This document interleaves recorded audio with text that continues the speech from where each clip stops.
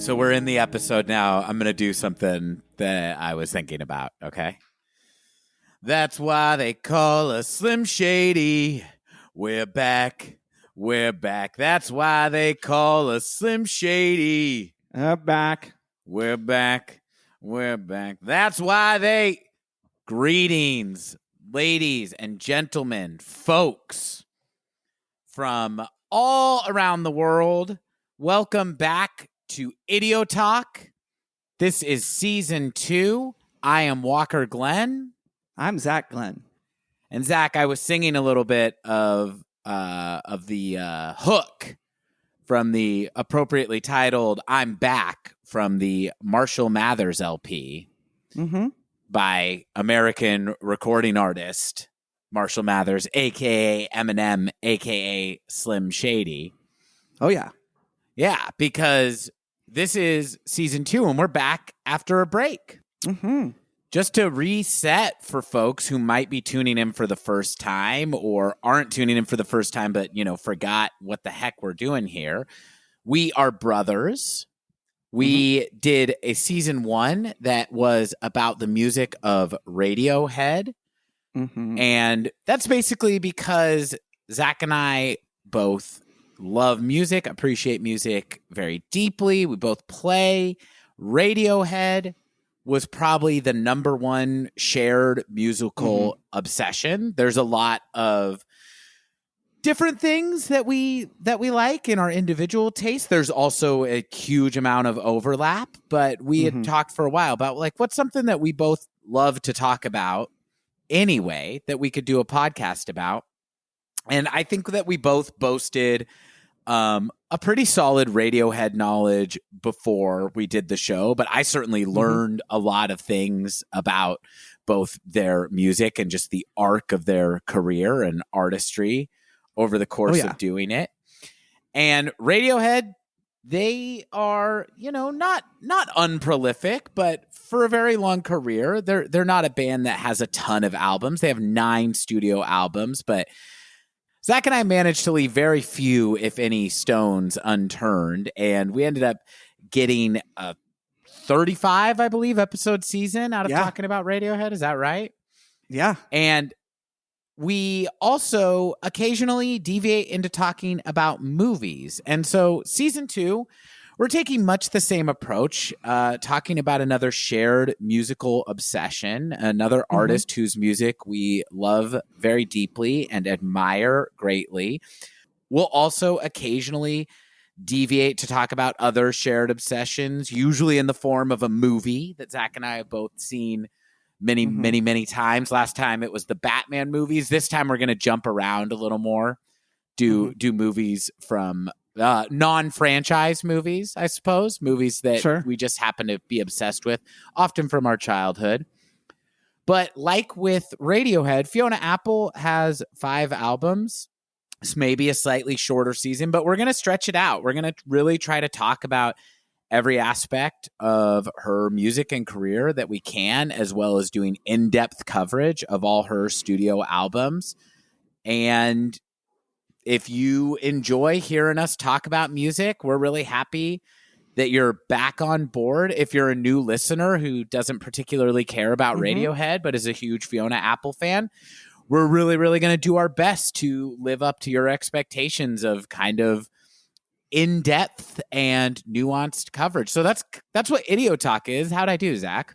That was, gosh, I wish that I could say, I can say it. You nailed the audition, Walker. Wow. Thank you. So I got the job? I get to do the podcast? I know. That's why I said I wish I could say it, because I was like, oh, it doesn't really. But no, that was wonderful. I don't have anything to add. I love it.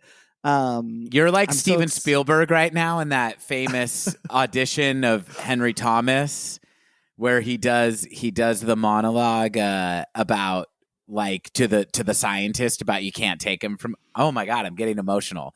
Where he's telling them you can't take him from me. He's my friend. Have you seen that audition? No, but that's for E.T., right? It's for E.T. and he's just, and it's what you see in the movie. It's just this completely amazing, unselfconscious, real performance.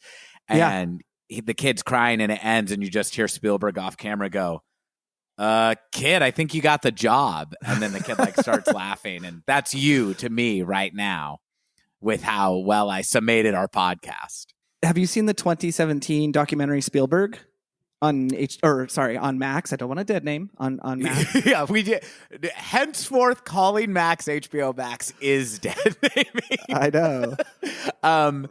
No, I have not. That sounds. I would love to see that. It's fantastic, and it's really, really cool. You know, Spielberg, legendary for how he would direct, coach, relate to, children on the set of, some of his most famous films throughout, the course of his career, whether it's Empire of the Sun, whether it's E.T., whether it's, and it's really cool to see the behind the scenes, particularly with Drew Barrymore on E.T., because, when you're giving a moment, a monologue, whatever, the tears and the emotion in that moment, those don't just go away the second the director says cut for an adult, but particularly for a child. And it's very, very touching to see him yell cut and, walk over to Drew Barrymore and be like, it's okay. It's just a movie, honey, but I need you to give me another one. I mean, I don't know how touching that last part is, but in a day and age when now we have things I'm very much in favor of, intimacy coordinators, things like to make sure that what is being portrayed on screen that is meant to look real is properly coordinated and done in cooperation and sensitivity with the actor, and I don't know if intimacy coordinator is a good one-to-one, but things, that is to say, I do believe things on a film set were much more up to the director and so forth. And this is one little moment, but it is really, really cool to see. I'm like watching it. I'm like, yeah, I don't know how else you could properly interact with a child and make sure they're okay, but also coach them into giving you another take. You know what I'm saying? Yeah, absolutely. I mean, honestly, that is really good to hear because there isn't a movie that I watch with child actors that I don't feel very concerned about what that was like, because it's just like, I know there are labor laws about how long kids on film sets can work and stuff, but just 18 hours maximum. Yeah, exactly. I mean, it's just, everything. It's like, who is this kid surrounded with outside of the set, and what were these and just how coached kid actors seem, in their press and stuff like that. But on The Shining, didn't they do a lot to kind of shoot? Or I don't know the actor's name who plays Danny, but they did. Kubrick Danny Lloyd. Danny Lloyd is his name. Mm-hmm. And that's interesting that both Jack is playing a Jack and Danny's playing a Danny. It's so that Kubrick could talk to him saying Danny, and so that Danny would listen. Aha. Okay. Which that makes sense. I have to think applies to Jack too, but hey, there was a novel first in which the character is named Jack, so who knows? And Danny. And Danny, yes. That's very Kubrick OCD. It is. Type of thing. Well, and also too, like, I need to get the best out of what is the psychological component. Oh, well, a child is going to respond naturally to their name. I mean, I'm sorry you were midpoint, but I love watching the behind the scenes of The Shining. And I would say what Danny Lloyd and a lot of the child actors who worked with Spielberg have in common is that they harken back to those experiences without just a vacant, it was great, he was great, but a lot of specific bulleted reasons as to why. And I think the question you were asking, Walker, is how did they shoot around it so that Danny Lloyd wasn't traumatized by the experience of filming The Shining, which a lot of the actors, specifically Shelley Duvall and Jack Nicholson to an extent too. I do think it's overplayed what a great time he had on the set of that film. I think it's on the record he did not have a good time on the set of that film. No, but a podcast you and I both love, Movie Crush, I think they rightfully point out that it's a little disturbing to see some of the footage of Kubrick interacting with Shelley Duvall versus the footage of him interacting with Jack. Kind of more of a bromance than maybe the contentious relationship he had with Shelley Duvall. And I agree, but I also don't agree to an extent because he really demanded a lot out of every single actor. But they shot it in such a way to where Shelley Duvall also had a more affectionate relationship with it. I think it's both overplayed how great Jack Nicholson got along with him and how poorly Shelley Duvall got along with him. While I do still completely think that he reserved treatment for her that he did not for his Yes. male star. They also had a sweet and affectionate relationship as well that she's talked about quite a bit over the years. I just read the whole thing about it. So it's kind of like, it's almost like we don't want to take away agency from Shelley Duvall by making her this wilting violet, shrinking violet. Very, very well said. Thank you. Anyway, I interrupted, but please continue. No, just that there was painstaking efforts made to not let the actor Danny Lloyd know that he was in a horror film, and he didn't watch the film until like the year 2000, I want to say. Whoa. Yeah, I mean, which is difficult to imagine, but it's also difficult to imagine like wanting to watch it, What a crazy experience that must have. Yeah, you want to talk about crazy interviews. He would have been like my age at that point, right? Yeah, I think he was born in mid to late 30s. Yeah, I think he was born in 72. So yeah, he would have been mid to late 30s. Yeah, when he saw it. Wow, that I cannot imagine mentally what that experience would be like, watching The Shining and it's functioning as The Shining, but also as like home movies of you that you haven't seen. How strange. And I mean, it's difficult to know where that line is, but I really like watching the footage shocker. I really like to watch the footage though of Kubrick directing Danny Lloyd, because he wasn't allowed to, first of all, he wasn't allowed to do repetitive take after takes, so who knows what he would have done. But Kubrick, did pioneer some of the things that we would not think of for him. So I mentioned intimacy coordinator earlier. There was no intimacy coordinator for A Clockwork Orange, but a lot of what he would and would not allow in terms of the shooting of that film went on to shape rules that, and not just in a negative way of, oh, they did this on A Clockwork Orange and look what bad things happened. Like, oh no, this is how Stanley Kubrick budgeted in for scenes that are very, very difficult to shoot. And then with The Shining, I'm not pretending that treatment of child actors, but, I'm just saying he's directing him, look more concerned, Danny, faster, harder, but he's not yelling at him. End of point. I don't have anything else good to offer. Now it's an episode of Idiotalk because we've talked about Kubrick and The Shining. Right. We are super excited to get into our artist of this season.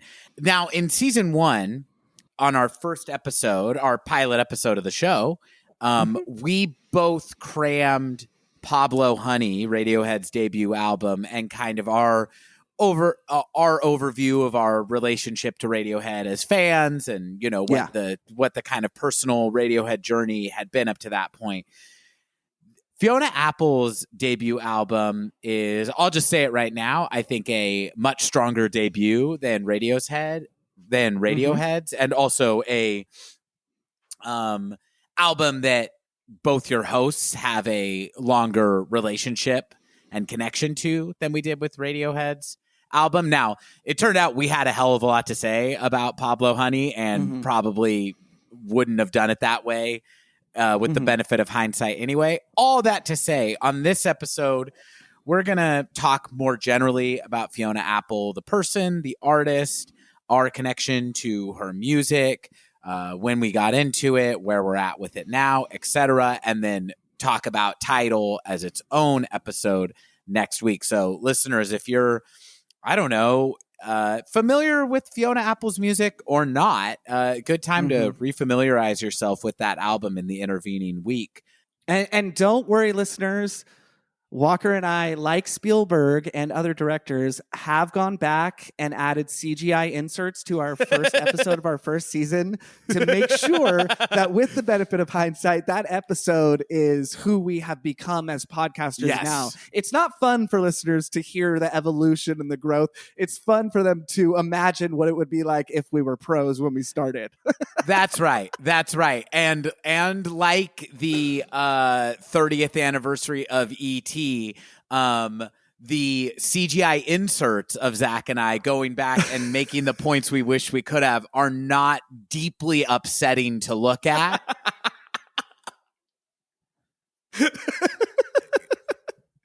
God, that would be so funny if we did an AI because actually we didn't even talk about every track on Pablo Honey. No. We talked about the ones that we had like strong opinions about.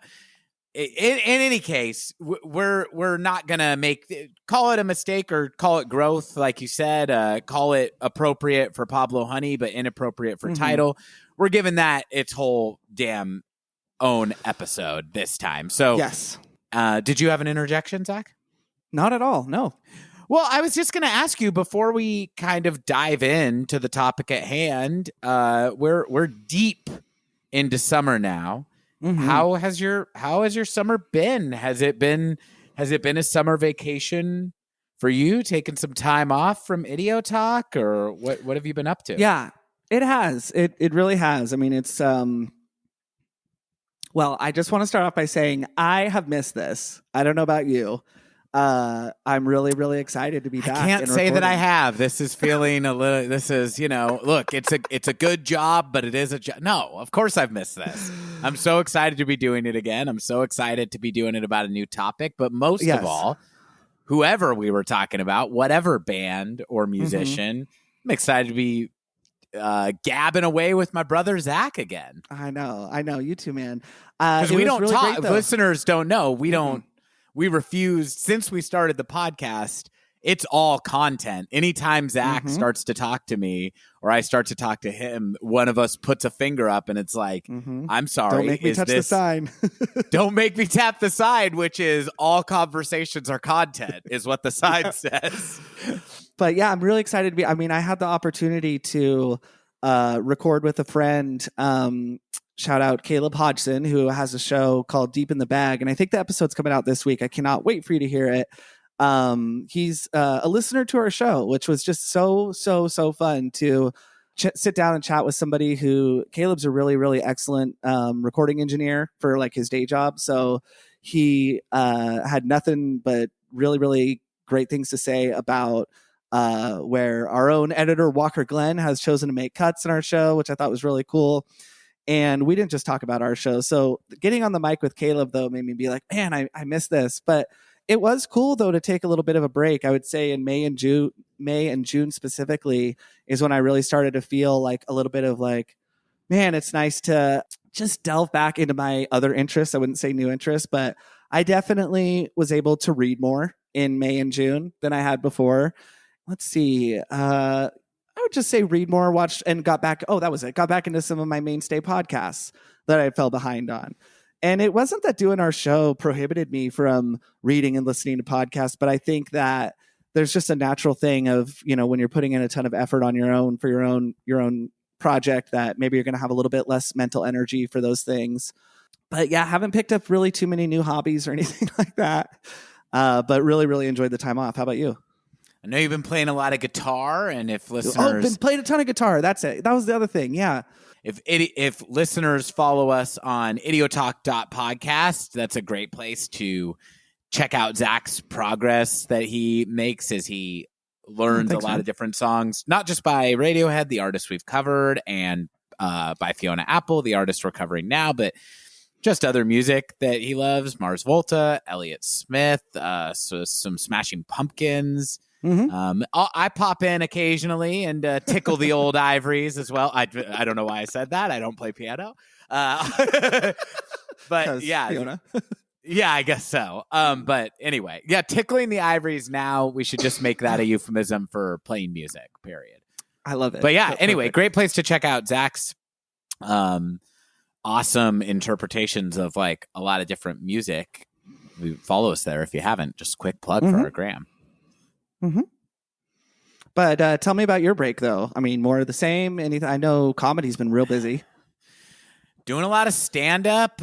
I don't think my stand-up schedule was very impacted by us doing the podcast, but I have been a lot busier lately. I have kind of taken on, I mean, speaking of all conversations are content, I have kind of taken on the discipline of making sure to be kind of showing my work in the social media space and posting a lot of clips, posting at least a clip a week. I guess I'll plug this now too. If you are a fan of ours, a fan of the podcast, I'm also a stand-up comedian, so give me a follow at WalkerJFGlenn on Instagram, where I'm posting stand-up shit on a regular basis. But yeah, I've been doing a lot of that.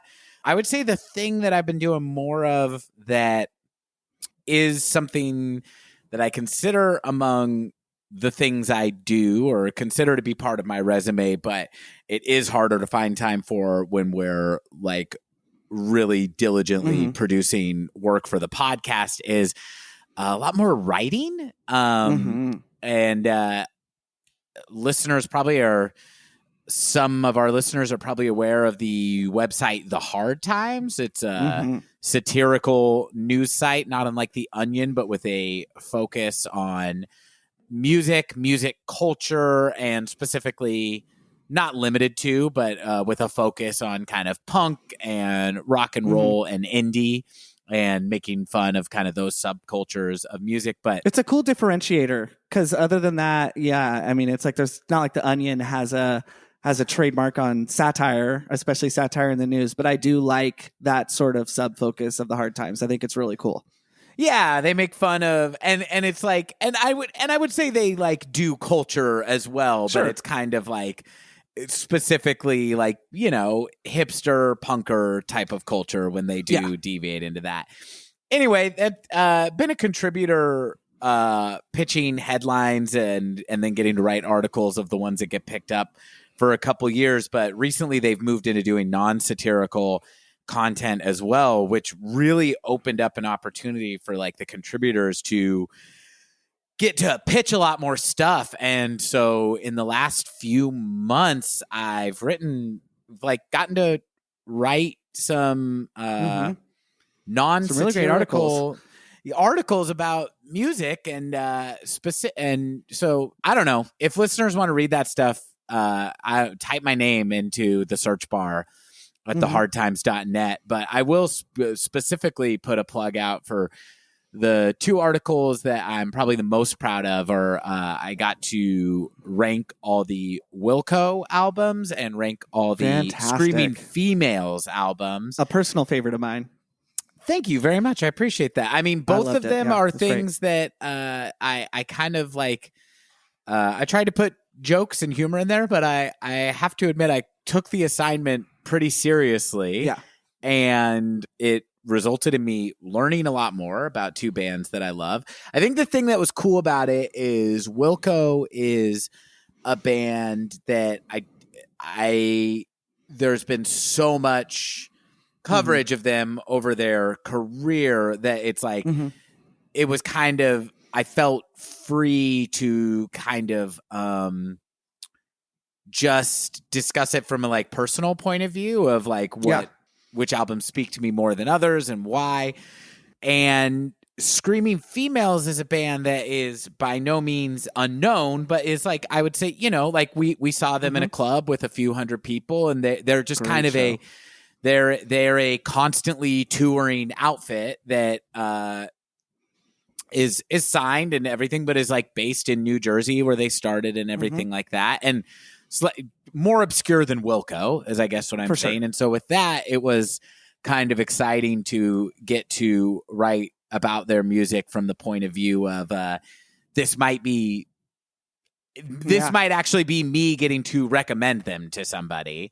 And I was really proud of the fact that on that one, the band's social media accounts actually plugged and retweeted and reposted the article. And so, yeah, I don't know. Maybe I'll throw those in the show notes. Those are two I really liked, but if you enjoy those, I've been doing a lot of writing for the Hard Times, and getting to write about music is not something that I really ever expected to get to do, but I will directly credit our podcast with giving me the confidence to feel like I belong in that space at all, of talking about music from a critical point of view. It's not something I feel like I would have really volunteered for when they asked for it on the website if I hadn't just spent the last year talking about Radiohead with you and with other people who understand music from a very analytic and serious point of view. So that's the thing I've been excited about this summer. There was that's amazing, and I really do hope that we put the articles in the show notes because I really I'll do it. Why not? I want people to read them. I'm proud of them. Yeah, I really, really enjoyed them. There was a band that I was not familiar with, but that messaged us after our Amnesiac Parts 1 and 2 episodes came out. They messaged us through the podcast Instagram, and they said, I'm curious to co-host Zach. Do you have any experience in music journalism? And I wrote back, no, but thank you for asking. No, this is my first venture into discussing music, blah, blah, blah. And they just wrote back, okay, thanks. So I think they were impressed and they were like, well, we want someone with more experience. I don't know. That's interesting. I know. It was like definitely a compliment because I'm sure they were, well, not I'm sure. I'm supposing maybe they were impressed by what we had to say. But whatever they were going to ask, they definitely wanted somebody who would be like, yes, and here are my references or something like that. But talking about Wilco, though, do you know where I first heard of the band Wilco? I may as well just tell you. I don't think you're going to guess. But in the 2009 film Funny People by Judd Apatow starring Adam Sandler, Seth Rogen, there's a big plot point that hinges on them going to a Wilco show. Yes. And I could just tell by the way that the band was being kind of discussed. And I can't recall if there's Wilco songs peppered throughout on the soundtrack. I wouldn't be surprised if there are.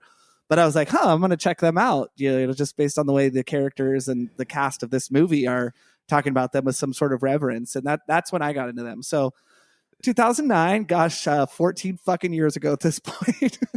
That's so disturbing. I know that movie is another kind of shared. I love that movie. Yeah, I really want to rewatch it. Did we not see it in the theater together? We did not. No, we've watched it together, haven't we? Probably. Because I really enjoy that movie.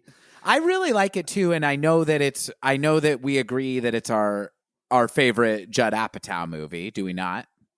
Oh yeah, for sure. But I got to be honest, it's not. I've seen other Judd Apatow movies more times. It's just had a really strong impact on me the few times I have seen it, and I'm very much due for a rewatch of it because I would say it's probably been about 8 to 10 years at this point. But I think it's a very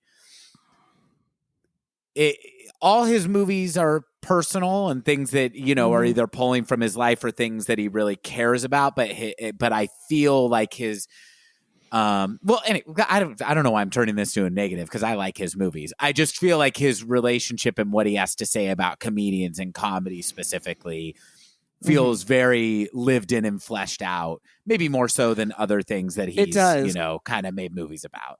It really lends itself to the improvisational style that is present throughout. And I would say a lot of movies have been influenced by Judd Apatow. By no means invented improvisation in a script at all. But that was really, really big when he started doing it from 2005 to kind of up to present day. And I think it's like a lot of things, the style has been somewhat overused to the extent where just because somebody is improvising doesn't mean it's funny. Looking at you, Paul, who's the guy who directed Ghostbusters too.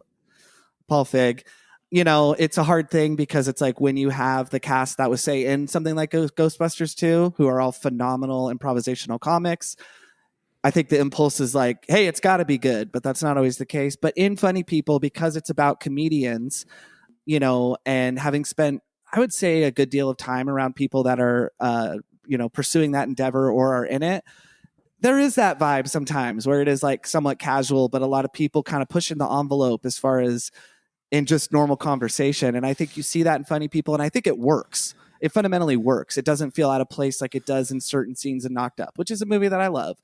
But, and I also think it's the birth of the serious Sandman, which we know now from Uncut Gems and from, it's not that Adam Sandler isn't funny in it. He's very funny, but he plays a very dark version of himself.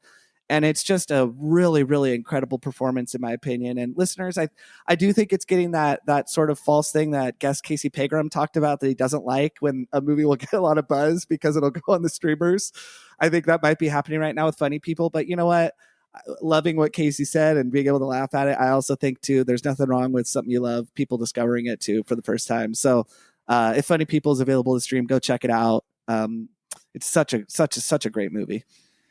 Well, okay, this actually feeds into. So I was about to tell Zach something before we recorded, but then he tapped the sign that said "All conversation is content," Yeah. and he was like, "Maybe we can talk." He doesn't even know what it is, but it's related specifically to kind of summer comedies, or blockbuster comedies, big tentpole movie releases that are comedies. So I am not by any means the first person to point out that big star-driven comedies in terms of opening like box office weekends are kind of going the way of the dinosaur. Yeah. Which is sad to say, but the blockbuster comedy as like a thing that will pack out a theater, not a big thing anymore. Like, when's the last time you went to the theater to go see the new Seth Rogen movie or the new Will Ferrell movie? Daddy's Home 2, of course. Right, exactly. Like, it's like The Hangover or whatever is probably kind of towards the end of this era of exactly. And it's those movies still get made, but they tend to be smaller releases if they even get a theatrical release or go straight to streamers now, which is fine as long as they still make them and everything like that. But it is an interesting thing.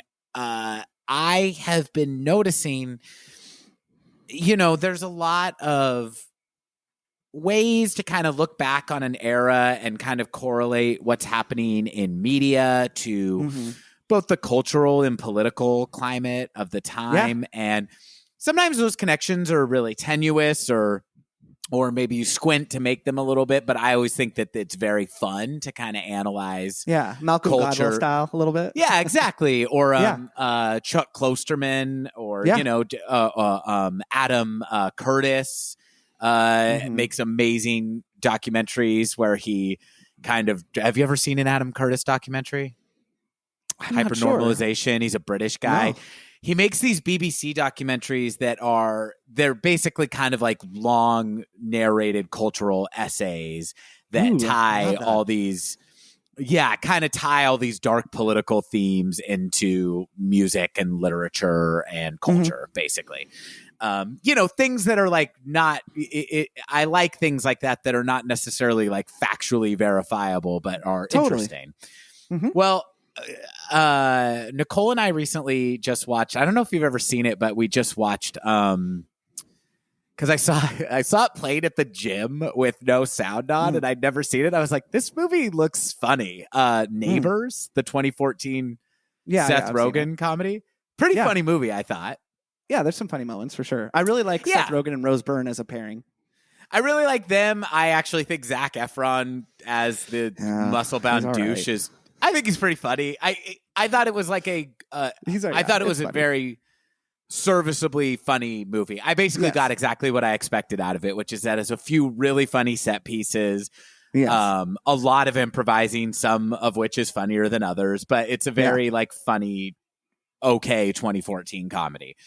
But in terms of like the tone of it, we were like really feeling like it's like, oh my God, this is such a like pre-Trump movie, and not in the way, kind of both in a way of like, ooh, you can't say that anymore, but not in a way that's like super cringy, but it's like, oh, this is like a little bit of like the end of like an era of comedies that exist in this kind of Obama era, like white person optimism of like, hey, racism's over. Like it's kind of like, and it's very like 10 years ago, 9 years ago in this case, but 10 years ago when you watch movies from that time, it feels so recent and so long ago at the same time, where it's having fun and reveling in itself in this very kind of,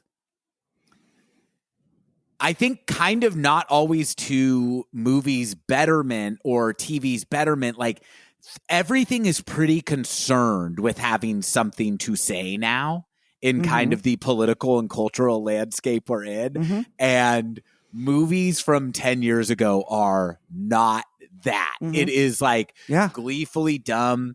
Ike Barinholtz says the N-word twice. Both in ways where it's like you get what the joke is that they're going for, but you also are like, they would decide to go ahead and not make this joke now. You know what I mean? And it's only the movie's 9 years old, and I bring all that up to say, A, is this a thing you've observed about that time? But B, I am kind of noticing with the summer releases of 2023, I'm starting to see kind of dumb, crass comedies are starting to get pushed again.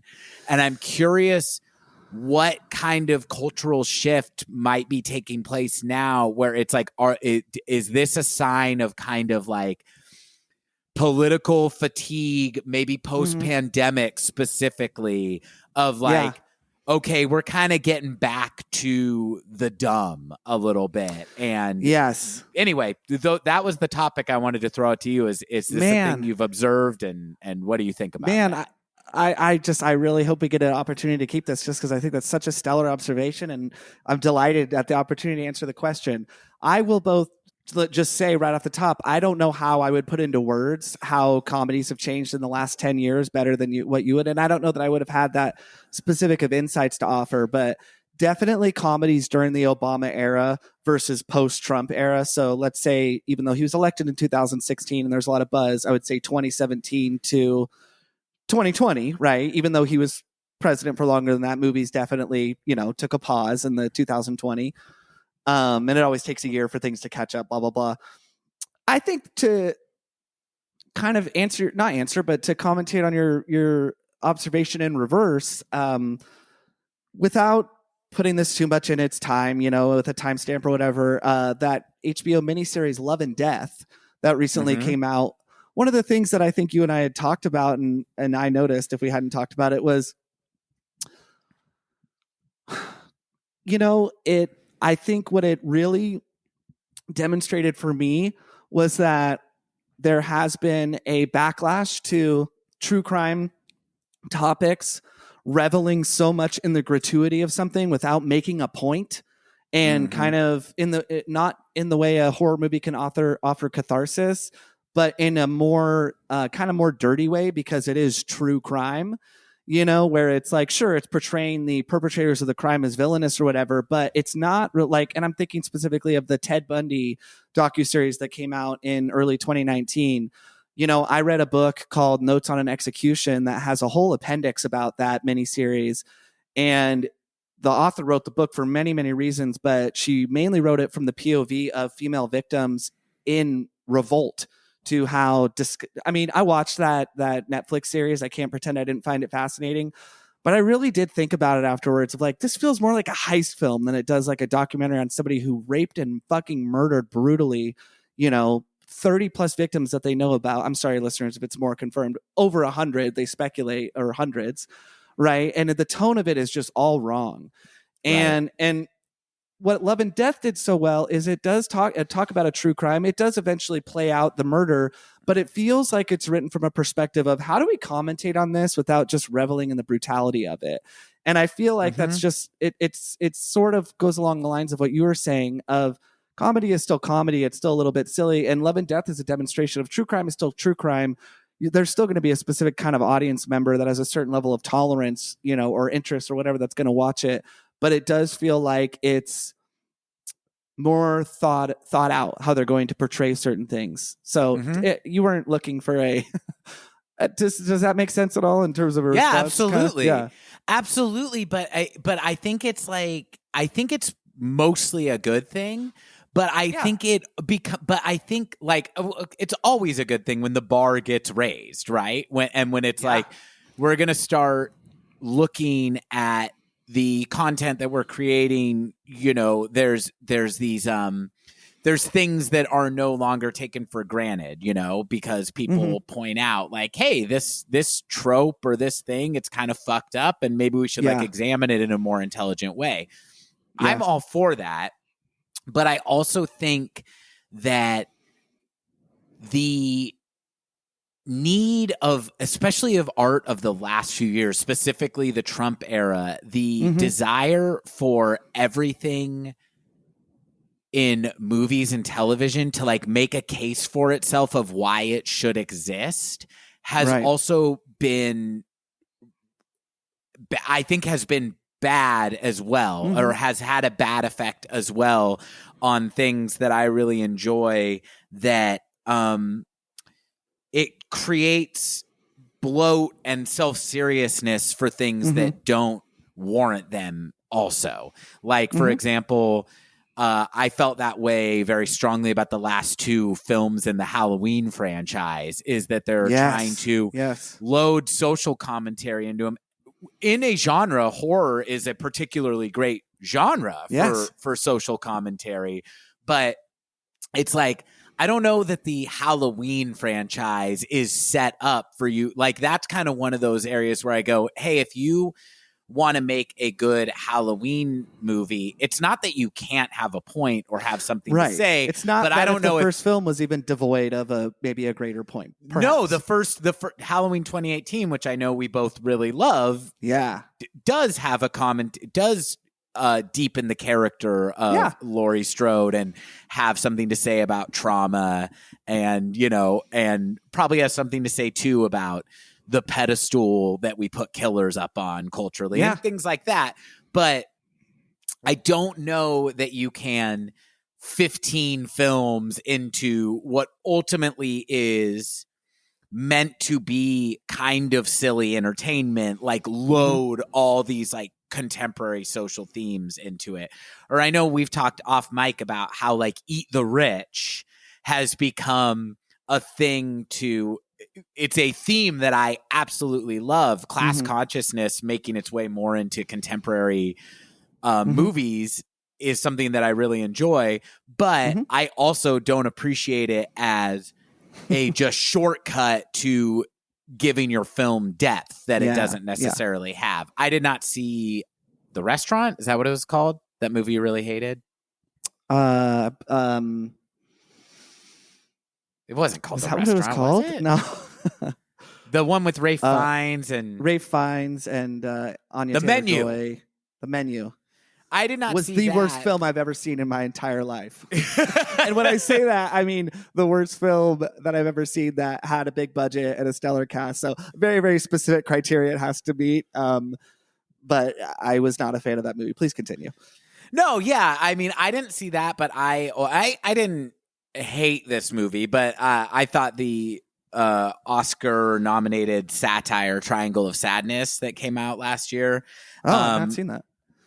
I ultimately found it like pretty shallow, and it's like cultural commentary and stuff, and it's taking points that I tend to agree with, but I feel like it's like borrowing them from culture as just like, oh, people kind of hate rich people right now. Like, can we do something with that? What's my point? My point is, getting back to now, is this summer there are these big comedies coming out. One is like a sex comedy with Jennifer Lawrence, where she's like playing like a MILF who is, I think, hired by a nerdy college student to like kind of give him social cachet or something like that. It's some sort of sex comedy, and it looks very bawdy. I've also heard it's very funny. I'm probably going to go see it. There's a movie coming out where Will Ferrell and Jamie Foxx are voicing dogs. That's like a very hard R-rated comedy that I'm very excited for. It looks very funny. But I'm just saying, I feel like we're kind of, to me, it's indicating a little bit of a cultural pivot back towards the stupid. And I'm just curious, is that because we have a quote unquote normal president in the White House with Joe Biden? Is it because people were inside for a year and a half? Is it because of exhaustion from very high profile social justice movements like Me Too, Black Lives Matter? What's going on? Oh, man. I mean, I can't begin to know the answer, but I think that it's probably a mix of all of those things. And I think that what's unfortunate is I think it's both fortunate and unfortunate, right? I think it's good for a lot of the reasons you said, that like entertainment is exactly that. I think what's really cool is that science fiction and horror, maybe horror less so and more recently so, have always found a really great latitude to commentate on such broad things as social commentary points, whether it's racial injustice or inequality, between gender or whatever, pick your topic, right? I feel like horror and sci-fi have always had a lot of latitude in that regard, which is great.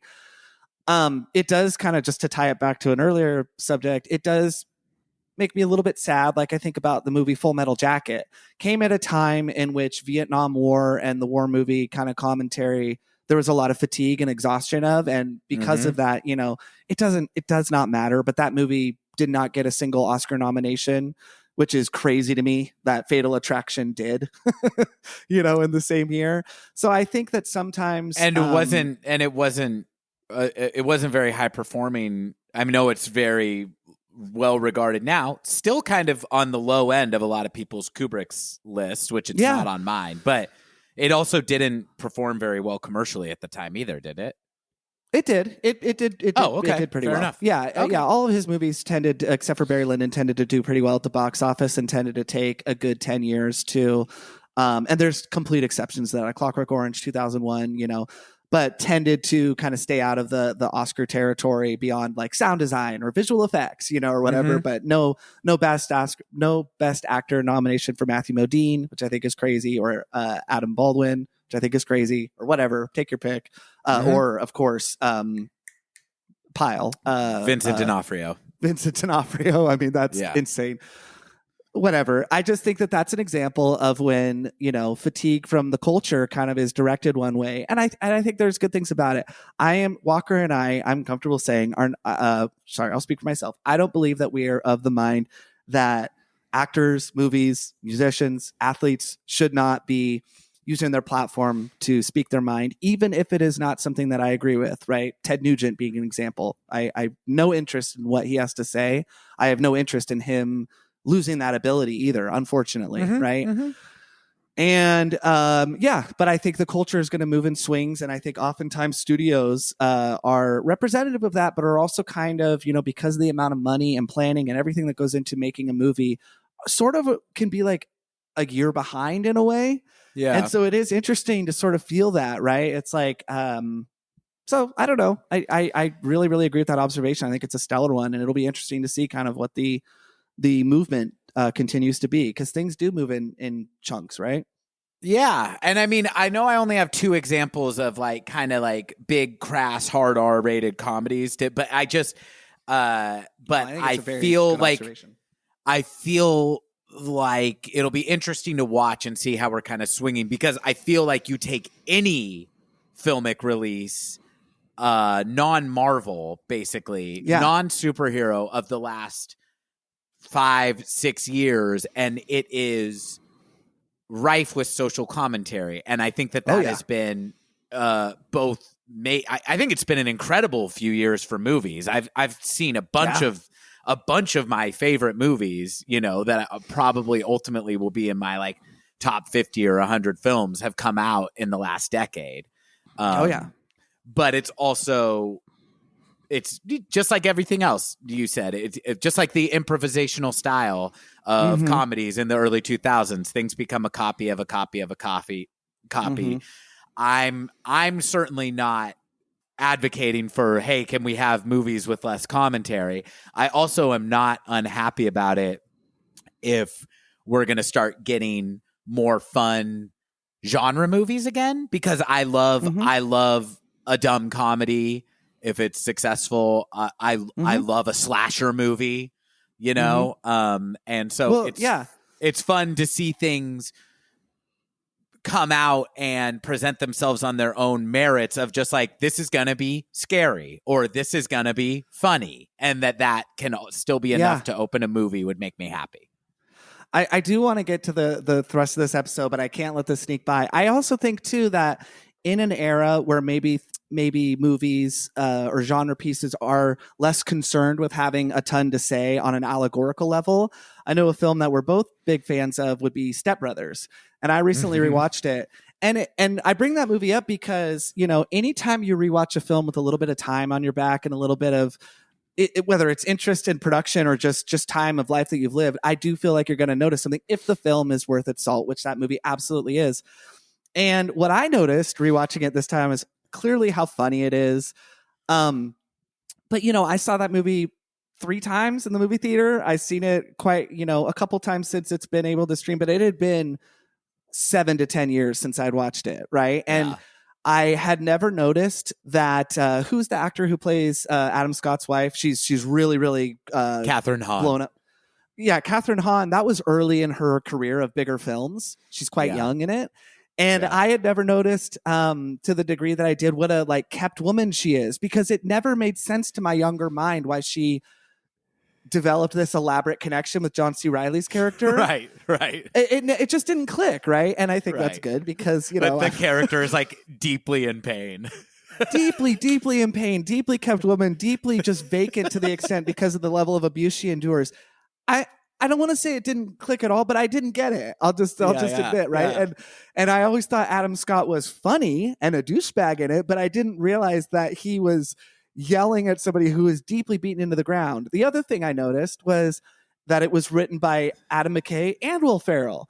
And I was like, gosh, I have to imagine that Will Ferrell, maybe started having kids probably in his mid to late 30s. And I looked it up, and this is true because I was like, oh, he wrote it. The style of jokes that he wrote for he and John C. Reilly, which I'm sure there's an abundance of improvisation in that film, clearly, but is clearly somebody who is father to young boys who ask the unnecessary permissions that he and John C. Reilly's character ask, even when you tell them, yes, it's fine, you can take a shower. No, you don't need to ask me every time you need to take a shower, or whatever, the way when they're building their bunk beds, I'm like, it's coming from a place of, it feels fresh and new. Like maybe those were new ideas to Will Ferrell. And I just wouldn't have picked that up before. And that isn't a really sophisticated read on the film, because I don't think the film is begging for you to read a bunch of sophistication into it. But all I'm saying is that comedies and any type of film, it's really fun to go back and see, and maybe you're less inhibited because there's not some deeper analysis that it's asking for written into it. I don't know. You know? Totally. I mean, I don't know if rich on their own. Yes, I love that movie now. The first time I saw it, I think this was a time in my life, a time in a young man's life. I think that a lot of young people go through, maybe, and maybe specifically young men, but maybe it's not. Maybe it's just specific to me. I don't know if you felt like in your early 20s, a lot of your personality was derived from not liking things. Yes and no. Yeah. I can definitely relate to that feeling. Yeah. I just I saw this movie in the theater and I hated it. And then I saw it again, a decade later. It was just I don't even, it's hard for me to connect to the version of me that saw this and didn't enjoy it.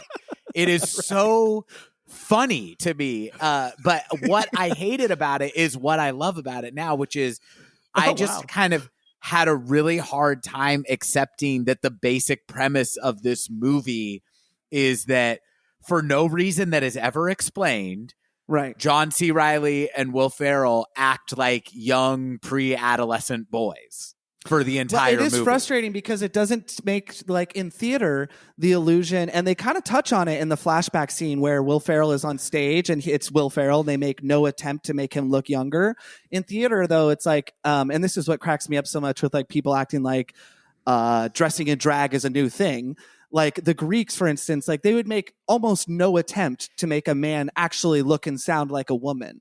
And I wonder if in Step Brothers, even though the surrounding cast is constantly saying 39 and 40 years old, so they're reminding you that these are grown men, but everything else they do, they behave like children. So it is a little bit confusing to understand what type of illusion they're going for. But if you let that go and you just kind of let the comedy speak for itself, and to what I was saying too, I'm not saying everyone has to do this, but to what may have been happening in Will Ferrell's life personally, and maybe John C. Reilly, I don't know. But, it really becomes very, very funny if you can kind of let that go and not need to have the illusion explained. Yeah, I don't know what was wrong with me. I think it's just absurd. It's like me watching a Monty Python sketch, and while Graham Chapman is going like, "Well, I didn't vote for you," me being like, "That's not a woman. Like that's not an old peasant lady." Like, I don't know what was wrong with me, but the funniest parts to me are too the way Will Ferrell, like John C. Reilly goes for like the kind of like brooding thing that 15-year-old the thing that kids do where they act hyper confident about things that they don't know shit about is like his move. And Will Ferrell's thing is to do the kind of a lot of stuttering and interrupting yourself, and those they both capture very specific things about like 10 to 14-year-olds that are really really funny. But my favorite part in the movie is after he sings for John C. Reilly, and he hasn't seen that John C. Reilly is astonished and amazed at what he did. Yes. The acoustics are not good in this room, and I just what does he say? Like, and my voice, I didn't exercise my voice. Yeah. And let's give him something to talk about, which is a song by one of my favorite female artists, Bonnie Raitt. Does that at all lead us into what we're talking about today, Walker? Not Bonnie Raitt, but That is a very good transition. So let's set the table a little bit just by getting some of the basic information. Because interestingly, I think in kind of a little bit of a juxtaposition to last season, we're discussing a solo artist. Mm-hmm. That's going to be a little more informational about a person and an individual, right? Mm-hmm. So why don't we talk about who Fiona Apple McAfee Maggart is, or is it Maggart? Would you say? How would you pronounce Maggart? That? Yeah. So Zach, tell us who's Fiona Apple, who we're discussing this season. Well, you just said her full name, Walker. It is Fiona Apple McAfee Maggart. That is with a hyphen between Apple and McAfee.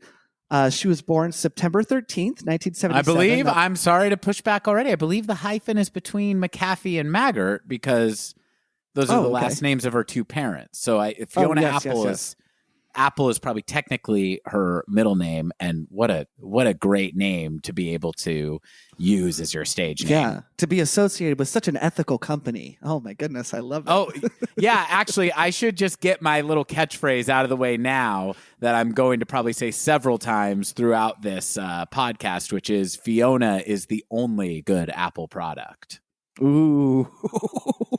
And I would like to just point out that we chose the artist Fiona Apple because both Radiohead and Fiona Apple had a surprise hit that began with the letters C and R, creep and criminal. That's right. That's Tom York came out, declared himself a creep. Fiona Apple came out and declared herself a scofflaw at large. Should we also say, too, last season was Idiotalk, a Radiohead podcast. This season, I would like to submit the subtitle Idiotalk, an Apple podcast. Ooh. So it's both into the app Apple Podcasts, and it is an Apple podcast. Yeah, that's all going to be part of the title too, and that's TIADAL. Everything Walker just said after is also going to be included. It's going to be a long ass title, like a Fiona Apple song, like a Fiona Apple title, right? This is Idiotalk. A podcast. We'll have to write this up later, but there's When the Pawn is right. a lot of dots, ellipses, right, and the Idler Wheel are both. But we will say I do not have the full titles memorized. They're both. I believe long. When the Pawn is still the record for longest album title ever. But yeah, so this is Idiotalk, and the podcast will serve you in ways that the radio broadcasts never did, as the chains hold you back. It'll go on. Obviously, this is much less good than a Fiona Apple poem because she is a poet as well as a musician. But Zach, I'm sorry. Go ahead. Set the table for us a little bit on Fiona. So she was born Fiona Apple McAfee Maggart. She was born September 13th, 1977. At the time of this recording, that puts her at age 45. She was born in New York, New York. That was where she was raised in her primary residence. Even up through today, she does maintain a pretty specific presence in Los Angeles, California. But you're born in New York. It's hard to shed those New Yorker chains. Am I right? I don't know. There's no catchphrase there. I think she does, and I do think that she comes off as more of an East Coast personality than a West Coast one. Totally. So this is those that are familiar with Fiona Apple. One thing I should say, and I know Walker said in previous episodes, and maybe in this very episode, Walker and I always strive to go beyond the Wikipedia when it comes to the artist, the album, the individual that we are talking about. In the case of Fiona Apple, I would like to draw, and I will do this throughout, and hopefully at some point I'll get a chance to credit the individual who has really helped in the research of this podcast. I don't have that permission at the time, so I'm not going to do it. But the Reddit community has been instrumental in providing a lot of links, organized research that this person has done about Fiona Apple themselves. Not a lot of that is going to come into play on this introduction episode. So listeners, if you're following along on the Wikipedia, a lot of this is going to ring familiar. But just bear with us, and I did want to put that in. But like I said, can I say one thing on that point? Please, too? please. Which is just that I think another thing that'll be really cool about this season, and again, kind of just a distinction from the Radiohead season. One thing we talked a lot about with them is there's a great deal of speculation that has to take place about Radiohead's process, where their musical and lyrical inspiration kind of comes from. With Fiona Apple, I would say, even just kind of getting ready for this first episode, there is so much of Fiona Apple in her own words. Yeah. And even though she is kind of known as a bit of a reclusive person, she's very, very direct in how she talks about herself and her music and her process and where it comes from and what it means to her. So I'm excited to be able to not have to speculate to the same degree and be able to quote the source directly in this season. I'm really glad that you interjected that, because this is something that represented a bit of a need for a pivot for me. So one thing that I was really confident and excited about going into the Radiohead season was the amount of, experience, both direct and listening to the music, and preemptive research that I had done unwittingly. If that sounds like a brag, I guess it's because it is, but I was a huge fan of the wonderful book, Everything in Its Right Place, Analyzing Radiohead by Dr. Brad Osborne, that I was just a huge fan of going into. And then there's quite a few different biographies that I had read. Those are all external, right? And most of those did not have interviews with the band. They were all published books, so, reputable sources, so to speak. But like Walker just said, and I think that has really lent itself to a two-pronged approach in terms of researching this artist that we love so much in Fiona Apple, which is just to say that I really like a kind of type A approach. I don't even know if that's the right wording, but, what are the biographies I can find? What are the external commentaries that, written by people that are conceivably older than myself that have gotten to look at this whole career? And Fiona Apple, I would say, has just lent itself to a different style of research. So I think it's always great, right? When Walker and I even were talking about what artist do we want to talk about, I initially rejected the idea of talking about Fiona Apple, not because I don't love her music or anything like that, but it felt like a little bit of a challenge after talking about a group of 5 men plus Nigel, or whatever. And this is where I really want to give you some cred, Walker. Walker said, okay, cool, let's think about other things. Broach the subject one more time, and here we are today. So very nice job there, Walker. I'm really, really excited. Whether or not we nail this challenge is up to the listener, but I'm really, really excited. But to kind of get back to just the most basic of information, Fiona Apple's father was a gentleman by the name of Brandon Maggart. He is still alive today. I believe he was born in 1939. That would put him in age 83. But Brandon was an actor. Brandon is an actor, a painter, and an author. He was born Roscoe Maggart Jr. in Carthage, Tennessee. His acting career began at the University of Tennessee in the early 1950s. He eventually won a Theater Art Award for his performance in the musical review Put It in Writing. Maggart was also an accomplished singer. right? So shocker there. But he was an accomplished singer with the Knoxville Symphony, winning the Grace Moore Award, which is what kind of propelled his career in New York, right? Even if you're a big star in Tennessee, the biggest stage is always going to be in New York, right, on Broadway. Maggart's career as an actor continued to blossom, and in 1970, he was nominated for a Tony Award for Applause. He continued to work steadily in theater and TV, culminating in a critically acclaimed role in the television show Brothers. Brothers was a groundbreaking series that ran from 1984 to 1989 on Showtime. Like I say, Maggart, was nominated 4 times for cable's ACE Awards, and I believe the ACE Awards are actor in outstanding performance in a comedy role. So Diane McAfee was an actress and singer, primarily on stage. Some prominent and impactful credits. I'm sorry to say, but she was much harder to find. Even I noticed that too. Half, yes. So it's not our fault, listeners.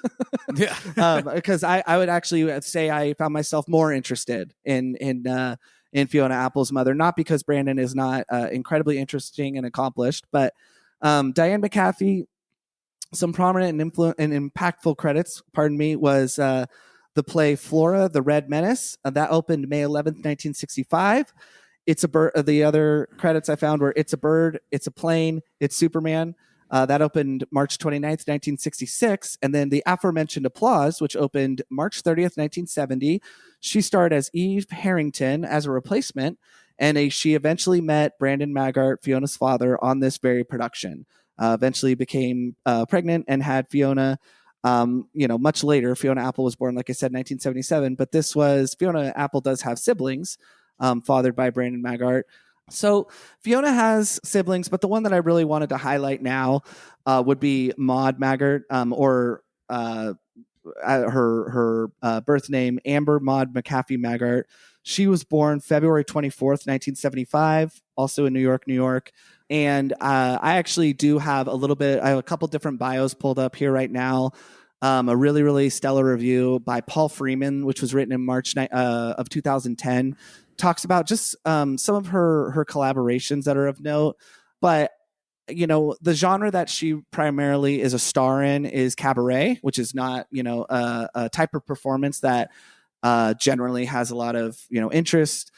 To me, not to say I discount it or anything like that, but she's done a collaboration with Brett Spiner, who plays Data in Star Trek The Next Generation in 2008. She has many, many, many, many hundreds of credits. I just did not have the time to really delve into Maud Maggart. Maybe Walker, if you have anything to add. That's just to say, though, that Fiona Apple, now we have that word for generational wealth, or more, maybe Nepo baby is actually a lot more applicable here. It was no surprise to me that Fiona Apple comes from a family of very, very, very gifted, talented, and this wasn't new to me, this level of information, very, very, very talented and gifted singers and performers and writers as well. What do you think, Walker? No, I think that's true. I mean, and it's a very musical and artistic family. I don't know her exact number of siblings, but I know that not only does she have siblings from the relationship between her parents, but she has a lot of half siblings as well. Yes. And it seems to hear her tell it in an interview I just re-listened to of her, there's also a lot of dancers in her family, and everybody is doing some sort of creative or performance art. And as one of the younger children in this family, even as exceptionally gifted as she was as a young child, which I know we'll get into, it seems like maybe Fiona Apple was among the last to know how special her talents are because of the pond that she grew up in, so to speak, around a lot of people who are creatively gifted. Yeah, she does have 6 siblings, so I have that in my notes here. And I mean, anytime you're going to have a family that large and as successful as her family has been, I think to differentiate yourself without disassociating yourself is always going to be a challenge. I can't pretend. I know Brandon is her father. I know her brother. I believe it might be Garrett, is a pretty accomplished actor. And then we just highlighted Maud or Amber. I'm not sure what is her preference, but I believe Maud is kind of the moniker or name that she likes to go under. Yeah, it's just incredible. And I mean, it's really cool to me, not just from the Fiona Apple side, but from the side of her siblings, right? Fiona Apple, I don't know at what point you become a household name or not, right? But she is, I would say, the most widely known within her pool of siblings and so forth. But I just think it's very cool to see that her siblings it might all be under this sort of more theatrical performative banner, but are all, have chosen very different paths, right? I don't know. It's really neat to me. And I mean, is Maud the sibling who sings on some of her albums? Okay. Yes. I know that her sister, particularly on the last two records, Fiona Apple has put out, that her sister sings on some of those songs. Yes, and Fiona Apple, obviously, there is listeners. I'm gonna kind of let Walker take the helm here. There's obviously a ton to discuss. Those of you that may be diehard Fiona Apple fans that have been waiting for a podcast such as this, please do not labor under the delusion that that we have summarized what is a very tumultuous, challenging, nuanced childhood in terms of events, emotional, etc. Again, Walker, I want to let you take over here as far as how much we really want to delve into that. But since this is not a discussion on the album title or its lyrics or anything like that, but just sort of a broad overview, how much did you want to talk about various pinnacle life events leading up to the album title or her signing? Because I do have a lot on that, but I don't know if we want to save that for title or not in terms of even just her discovery as an artist. I think that we can talk about, I'd like to talk about how she became a musician. And I agree. I think that the origins of her as a signed artist is probably more relevant to the discussion of her first album. But what I think is really, really interesting about Fiona's kind of musical journey is she is a classically trained pianist. She started composing her own pieces at age 8. I actually just on YouTube before we got on was watching some home video footage of her as a little girl playing on like a little toy keyboard. And it's like a very cool, weird little composition that you wouldn't mistake for somebody else's. It sounds like something that somebody made up themselves. And in the video, the person filming it sounds like a man's voice. So probably her dad says that's Fiona's first composition. She taught herself how to do her own songs by discovering a book of jazz standards that her mom had. I believe in an attic or in storage. And I believe that book was called The Book of Favorites. I might have that wrong, but in any case, it was a book of jazz standards. And she would teach herself these songs from the music written out in this book and then go out and get the records and try to see how close she got. Now, where she's not classically trained is in the vocal department. Fiona Apple has an incredible singing voice, an incredible vocal range. I think that, and I'm going to actually interrupt myself a little bit and say, I feel like I'm going to be making a lot of Radiohead comparisons throughout this season. It's really just because that was the last thing we discussed, so I kind of can't help but notice things that are either similar or different and kind of think of them that way, just as a little bookending of the two seasons. It's more my connection to both the things than that Fiona Apple and Radiohead are intricately connected in any way, but it did make me think of what we love about the dual approach of Tom and Johnny. And that, with Johnny, you have this very, what is the word?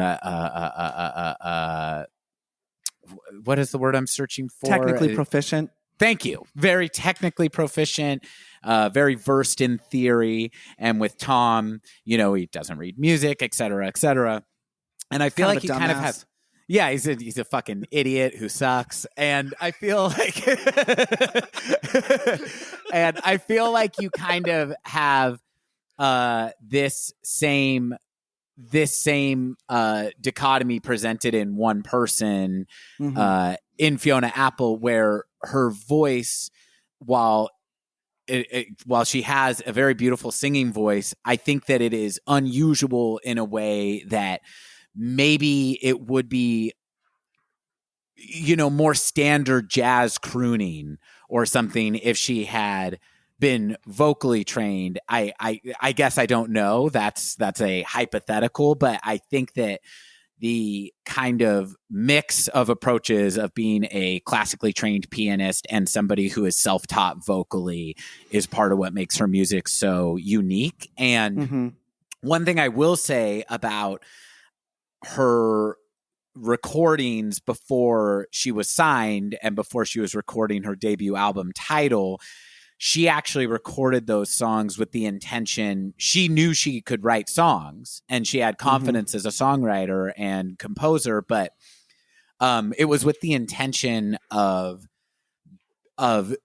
being able to sell those songs to other artists, which I think is really, really interesting. And it wasn't until those songs made it into the hands of people in the music industry that the feedback was like, you have an amazing voice. Yes. And I don't think it's false modesty based on just like how kind of much of an open book she seems to be in terms of what she'll say about herself and her music and how she feels about those things, that she kind of didn't know that she was a great singer until that happened. Yeah, so if I could just kind of like streamline a little bit of what you just said, this is taken from the article written by M. Sullivan from iMusic. The publication date was 1996. And it says, Fiona Apple's story goes something like this. She'd been living in LA and had just finished working on her demo tape when she decided to fly home to New York for Christmas. Once there, she handed a copy of the tape to a family friend who, it turns out, often babysat for a bigwig music industry executive. The friend gave the tape to the exec, who in turn played it at a party he was throwing. As fate would have it, producer and manager Andrew Slater, he's going to come up a lot, was attending the party, and upon hearing this tape was immediately intrigued. At 18, she's an accomplished vocalist and pianist, and her material suggests a wealth of experience and a wisdom that belies her young age.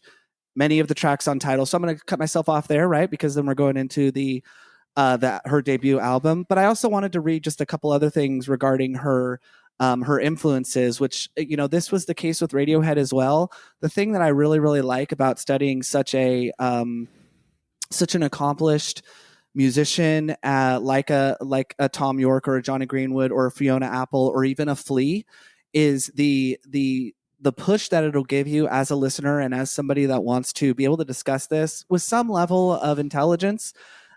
Is it pushes me to venture into listening to other music that is often not other great white artists, but are much more diverse than that, right? So I'm going to pull from a Pitchfork retrospective article written by Jen Pelly. The publication date of this was August 13th, 2017. Now, it does talk about Tidal as a retrospective, but Walker, if you'll allow me, it's about 2 paragraphs long. Yeah. The internal... Okay, so this is author Jen Pelly right here in the second paragraph. The internal rhymes hang on to one another and lift you up. No surprise, then, that spirals of poetry and jazz formed Fiona. She began on a piano as an 8-year-old in Manhattan, right? Walker just spoke of this, with a collection of standards called The Real Book. Ella Fitzgerald and Billie Holiday were her favorites. Got it. Okay. She was sent to psychiatrists, which she resented. Once, staring at an ink blotch, she made out the shape of a beetle and so proclaimed then that she saw John Lennon's face. So probably something like the Rorschach test is what it's talking about. Fiona has referred to Lennon as God and Maya Angelou as her mother. So Maya Angelou being the person that whose name I've heard many, many times come up in conversation, but was not super familiar with her work and still remain not super familiar, I should say as well. But as the podcast goes on, I'm going to familiarize myself more so than where I'm at today. So again, just to back up, Fiona has referred to Lennon as God and Maya Angelou as her mother. She slept with a compilation of Angelou's writing under her pillow. She had brought me through some tough times and shown me a light, Fiona once said of Angelou, who she thanks in the liner notes of Tidal's vinyl reissue for everything you've ever written. In Angelou's memoir, I Know Why the Caged Bird Sings, which, just to put a button on that, who does that titling kind of remind you of a little bit, right? Yeah, of course. Beautiful, beautiful, beautiful title for a memoir, which was first published in 1969. She describes her experience at 8 years old of being raped in her mother's St. Louis home. After she grows quiet, she is no longer interested in games. When I refused to be the child they knew and accepted me to be, I was called impudent and my mutinous sullenness. Angelou writes, she is sent to Arkansas to live with her grandma, never knowing if her St. Louis family just got fed up with my grim presence. There is nothing more appalling than a constantly morose child. Angelou only warms up to the idea of talking again when a woman tells her that it takes the human voice to infuse words with the shades of deeper meaning. You can see why Fiona, having also been raped outside her home at age 12, retreating inward and taking solace in the act of writing, would find strength in this. Her music, too, is all words, all messages to decode, a potent mix of literary ambition and raw truth. Scaling the depths of her vocal register, she swings and punches and finesses phrases with smoke. I'm so sorry. Now, I realize listeners just hearing somebody read something verbatim can maybe not be the most interesting, but I do want to recommend these retrospectives that are written from Pitchfork and from iMusic. They're really, really beautiful. They're really, really raw, male and female authors. And I think this just goes to a point that I really want to emphasize early on, which is something that I learned in therapy, which is suffering is relative. And can I relate to something that somebody like a Maya Angelou or even a Fiona Apple experienced in terms of assault and what it gave them? No, I cannot. And that's something that I'm actually grateful for. But I think that what authors of both these retrospectives speak to, one being a man, one being a woman, is kind of a reflection upon why, and they're both older than me, right? But why did Title and Win the Pawn, but specifically Title, why did they resonate with me, a young boy, is one of the author's kind of reflection. And then the author, I believe it's in an MTV article. I'm not going to butcher it right now. I'm sorry. It's a Los Angeles Times. Her name is Elisa Gardner. She talks about one of the things she says very early on in her article is what it comes down to, though, is Fiona Apple is just a great songwriter. So I may have been a little bit all over the place there by saying suffering is relative and this and that, but that is really what I want to root my foundation and all of this in, is Fiona Apple is just a great songwriter. Right? There's all this trauma. There's all these things that we're going to speak to, but that's what can't be forgotten. And I think that applies to any great artist. But with Fiona Apple, there is a degree of torment that I think is really, really interesting and heartbreaking to kind of learn about. But just for me, just for Zach Glenn, I just wanted to put that out there before really much else is said. Yeah, I really appreciate everything you just laid out. That's also sounds like a very good article. I'd like to read that if you'll send it to me. I think it's good that you mentioned this sexual assault that's part of her history, because it's certainly not something that I think either of us want to dwell on, but it is a part of Fiona Apple's story that she has talked about. And I think that it will probably be relevant to reference it over the course of discussing her career when she does. Because this is something that she spoke about very publicly when thrust into the limelight as a young woman of 18 years old. And I think a couple things are interesting in terms of how she discusses this event in her life, because she has said that she hasn't written songs about this. Because I saw that as well. Yeah, because, when she was public about this event in her life, people found a lot of what they considered to be references to this in her lyrics, myself included. There's a lot of songs that I've heard that I kind of assumed were referencing this. Particularly on her debut album, just for me personally. Yeah.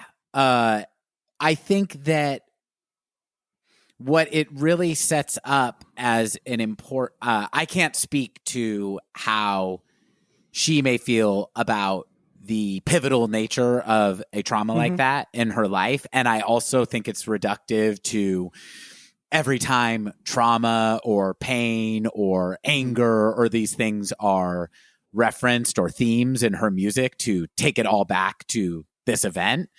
doesn't seem correct to me. But I think what it sets up about Fiona Apple as a artist and as a public figure is that she spoke very plainly about things that are uncomfortable topics in our culture still, at a time where I feel like, not that we're so great about it now, but where I feel like the media and probably audiences too, just like the public at large, were less gracious about hearing those things said in the words of some. For example, I'm fumbling a little bit because what I'm trying to say is she also would very candidly address being a young woman who is being highly sexualized as a artist, objectification of young women in the media. And I think what this sets up is a very contentious relationship between Fiona Apple and the press and the public that I do think at this point in her career, she has really come out on the other side of, as being incredibly progressive and ahead of the game. But also I think in terms of how she's perceived too. I think that culture has caught up a little bit to Fiona Apple. Yes, and I agree. But we'll get into it more with the albums, but there's a lot of really condescending and really gross things written about her when she's very intelligently speaking to really heavy shit. And I think also that over the course, because as we discuss the course of her albums, I also want to discuss things that are happening in her career and personal life that's also a public life, right? That affect, because this is somebody who, that for a lot of different reasons, there's a long break between albums. There's periods where she stops playing music in public. There's periods where her interviews are really combative. And I think that Fiona Apple, for a good chunk of her career, got kind of slapped with the label of crazy, very unfairly. But being a complicated person openly was not something that created great treatment of her in the media. And I think that discussing her frank disclosure of this sexual assault that she went through is like a big part of where that kind of open dialogue starts. I actually have a couple quotes that are not about that specifically, but I do think kind of relate to just this overall approach to how she presented herself in public, if you don't mind. No, please go ahead. This is a quote that is I wrote it down word for word, but there's some paraphrasing in here.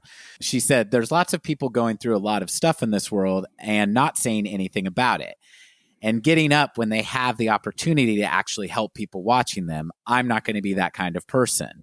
And then another quote from that same interview says, "I don't want all of my mistakes edited out of my public package. People shouldn't always have to appear stable and content because people aren't always stable and content. I think every emotion is appropriate when it arises." And by the way, this is quotes from earlier. I don't know the exact age that she was, but a young person of 18 or 19 years old. And I think that, I think people reacted pretty inappropriately to somebody saying these kind of things when they wanted to put her in the box of a cute pop star, I think. Yes. And I was thinking about a lot of what you just said when I was reading some of these retrospectives. It's like, do you get like a Billie Eilish, for instance? And I know Billie Eilish has since maybe not, I don't want to say abandoned, but has maybe since not leaned into the idea of completely desexualizing herself, which good for her, because if that is a choice she wants to make, that's great. But when Billie Eilish burst onto the scene and was wearing the really baggy clothing, and she's obviously a very pretty girl, I really, really, really, really, really liked that. I thought that was so cool. And not because I'm of the mind that, women need to desexualize themselves. I think hopefully for all the right reasons, because she's a phenomenal artist. And to paraphrase what I think to be the messaging she was trying to get across to young girls in particular was examine my talent first. And I feel like a lot of what Fiona Apple spoke to, or when I said, do you get a Billie Eilish? Well, of course you do. I don't mean to chalk up Billie Eilish's profound musical talent to Fiona Apple, but that core kind of secondary image thing that even, when did Billie Eilish start making music? That was 2017 or 18, around then is kind of when I remember hearing about her for the first time. Sure. So I just think, that sort of influence is really, really cool to see. Billie Eilish's music to me doesn't sound a ton like Fiona Apple, but sort of that image that she was putting out there that even, in the moment I felt was really, really cool. And, did you have something you want to add on that?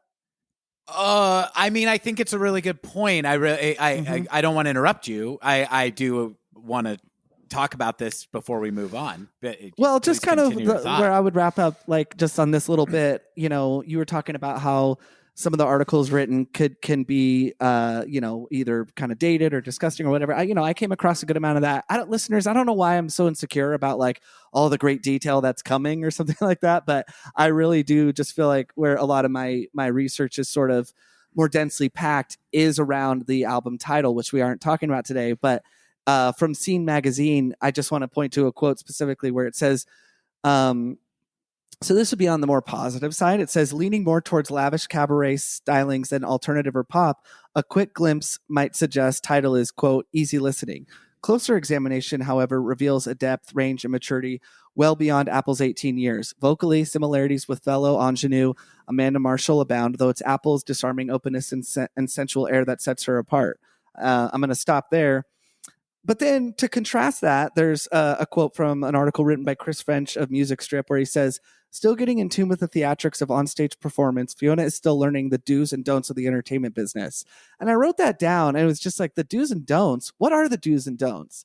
By sort of pushing around outside of the do's and don'ts, sometimes you create a whole new thing unto your own. And I don't think that Chris French is some misogynist asshole by saying that giving her debut album 3 out of 4 stars. I mean, it's like there's plenty of things that I said that I know aren't rooted in misogyny or all these labels that we casually throw around that sometimes are very much there. But that is a quote where it's just kind of like, dude, you don't know you don't know what you're talking about. The do's and don'ts of the entertainment business. A lot of times the best stuff is built off of sort of working outside of the do's and don'ts. So I don't mean to have strayed us too far away, Walker, but I don't think you have. I think this is all going to continue to be very relevant to her career. And like I said, I think that like the beauty of her music, the resonance of like the honesty of her lyrics, it's so personal and so specific that it can really, really resonate with the listener on this level that it feels like it's just for you. It's just like any good art. When the person really, really speaks their truth, it can feel like your truth, right? But I think that I don't like that quote that you just read, and I do think that that's some of that. Sorry. No, no. I think that is some of that condescension that we're talking about. But I also think that it is raising the true conflict that she found herself kind of embroiled in. This is not a person who was coached to behave how they're supposed to behave now that they're famous and say only things that make us comfortable. And you were talking about kind of paving the way for female artists to, and I think I understood your point here, because it's not, you're not saying that to be taken seriously, you need to be desexualized, but basically to present as how they want to present, right? Yes. In whatever that means.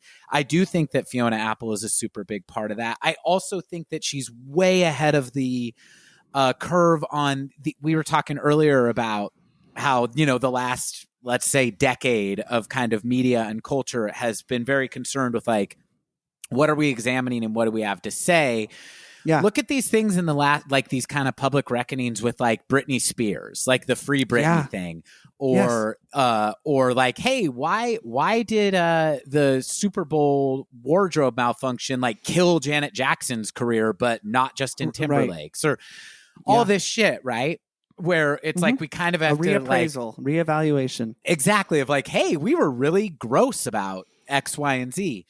I'm not saying that that's all Fiona Apple. A lot of those are the artists themselves, you know, getting their chance to come back and kind of have their word about those things. But she is somebody who was calling out these very kind of things as they were happening to her. And I think that the music press and the press at large and a lot of the public was not comfortable with that or ready for it, and did not, I don't think she was necessarily celebrated at that time for that level of candor. I think it made a lot of people really uncomfortable, and you know, again, and it was easier to slap the label of kind of like unstable, crazy, etc. on this person because there were moments in public where you know, you kind of saw her succumb to the pressures of being this famous and objectified individual. And especially in contrast to some of her contemporaries. I'm not saying that I do or do not elevate Fiona Apple, you know, above these other artists, but the Sheryl Crows, the Alanis Morissette, Tori Amos, you know, those three artists represent a really wide range of expressiveness about, and I'm not saying that Alanis Morissette and Sheryl Crow have not been an advocate in a tremendous way for feminism and treatment of women and all of those things. They for sure have. But I would just say that Fiona Apple, and I'm spectating on this, maybe slightly less commercial in that regard, especially being a younger person. But I love this dialogue. If I could, though, this is sort of where I wanted to just personally put a pin in sort of various articles I found, and I wanted to quote directly. And listeners, we're not really going to be able to re-edit this, so I would just like to apologize and say I think I misattributed a previous quote to an MTV article I found. I had it in my notes, kind of in a silly order, so I'll reorganize before next episode. But this article from MTV at the time, the writer was Beth Weingartner, and the publication date was November 4th, 1998. And I just have a few lines highlighted that, again, do speak to the debut album title, but I think really, really nicely summarizes what I was trying to say. And Swacker, if I could just read a little bit from that. Please. So she's, and I think I did quote this directly. She says, "What makes Apple and the songs which appear on her debut album title special is how unique they are. It's not that she's a good songwriter for a teenager. It's that she's just a great songwriter, period." I just love that. Sometimes I love simplicity in my summations. One of the most remarkable things, she goes on to say, one of the most remarkable things about Apple is her intense self-possession. As a lyricist, she focuses on relationships, most of which are in trouble. But she's not weeping about it. In Sleep to Dream, a song that I absolutely love from her debut album. In Spoiler. Sleep to Dream. Oops. In Sleep to Dream, a rhythm-heavy track in which Apple's low, menacing vocal stands alone through the first verse. She sings, "You say you love..." You say love is, I just want to sing it. "You say love is a hell you cannot bear." Just kidding. And I say, "Give me mine back and then go there for all I care. This mind, this body, and this voice cannot be stifled by your deviant ways." I mean, and the reason why she quotes that, listeners, is just to go back a step. She said, as a lyricist, she focuses on relationships, most of which are in trouble, but she's not weeping about it. I love that. It's such a great observation. And then final little part I just want to quote from this article. She says, "Although Apple considers herself a writer first and then a pianist, her piano work is understated throughout title, blended with percussion, vibraphone, guitar, chamberlain, and bass, while her vocals loom above." So this is a little bit more of a teaser for next week, listeners, if you will. And this goes to something Walker said earlier. Though her voice is untrained, there's an unpolished warmth to it. Often it's as if she's speaking melodically as a poet would, especially in places on Soul and Girl and Carry On, though her natural range is at the low end of alto. So there we go. We can add a little bit of technicality to the untrained nature of her voice. So she's at the low end of alto. Apple occasionally trespasses into upper registers with no ill effects. So as much as this first episode is going to be kind of just more big picture, and that was a review written in 1998 on her debut album, I really did just want to harken on it because that article from Beth Weingartner really encapsulates a lot of, clumsily or not, what I was trying to get across. No, I think that's wonderful. I actually do think that if we can shift into the personal a little bit, that quote that you read very nicely highlights kind of some of what Fiona Apple's music means to me. And maybe I'll speak on that for a second and then kick it over to you. Sure, I'd love that. I guess just to kind of, all of these things that we're talking about, we're introducing them now because they're just overarching things that I think will relate to her career, both in the music itself and, the highs and lows of the visibility of her career as a famous artist, right? I guess the one last sort of slightly more technical bit of trivia that I would want to just highlight is these things that we're talking about, addressal of trauma in her past, and then kind of this plain spokenness about uncomfortable topics and issues, personal and political in the press. Fiona Apple is very public about the fact that she has struggled with obsessive compulsive disorder and depression and anxiety and post-traumatic stress throughout her life. And those are things that I think really strongly inform the music. But kind of zooming out from that and saying a little more what it kind of means to me, Zach. Or pulling out, as they would say in the film industry. Oh, thank you. Wow. And then soon we'll push back in. There you go. Nice job. But I've been thinking as we kind of have been getting ready to do the Fiona Apple season. I don't know if you know this, but like for many years, if people and now I'm saying this as if I think that we love to pose questions to ourselves where I'm like, has anybody ever asked me this? But if you asked me, I would probably tell you that my favorite songwriters was kind of a tie between Elliott Smith and Fiona Apple. And by that, and by that, I don't think that I could say that I concretely have one favorite band or artist necessarily, but just in terms of that these songs feel like they're, written for me, right? Those have always just been the two people whose voices and kind of point of view presented in their music resonates with me the strongest. Love it. Now, obviously, I think that both Fiona Apple and Elliott Smith, if people were to kind of say one thing about their music, they would say it's sad. Awesome. Oh, sad, sure. And I think that we talked a lot, too, about this being something that is said about Radiohead a lot. Yes. And I think things getting slapped with the label of sad, it is true that I think I tend to gravitate towards more melancholy or sad music. But as discussed a ton in the Radiohead season, I also kind of like bristle at what I find to be a little bit of a reductive summation. Yeah, music to slit your wrist to.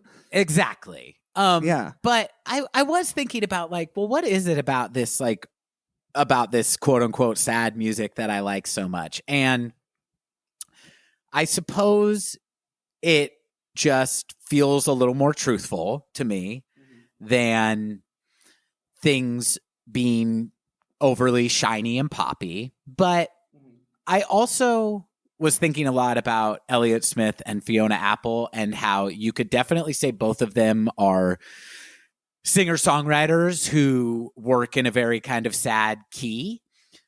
But I feel like they're talking about very different things. Sure. And so this is all a long ramp up to highlight what I love so much about Fiona Apple's music in particular. There's a quote from Elliott Smith that I recall reading that I thought was a very sad and beautiful, very Elliott Smithy quote where he described his music as that he writes songs about how difficult it is to be a person. Sure. And I feel like Fiona Apple writes songs about how colorful it is to be a person. And is this a Walker Glenn quote? That right there? Yes, because I was just thinking about that quote. I love and that, Walker. I don't think Fiona Apple songs, I do think a lot of her songs address the difficulties of all the specific things we just laid out, but also love and heartbreak is a major theme in a lot of music, Yes, but I would say definitely. even more predominantly in Fiona Apple's than is typical necessarily. Like she writes about love and love lost, for my money, better than just about anybody else does. Oh yeah.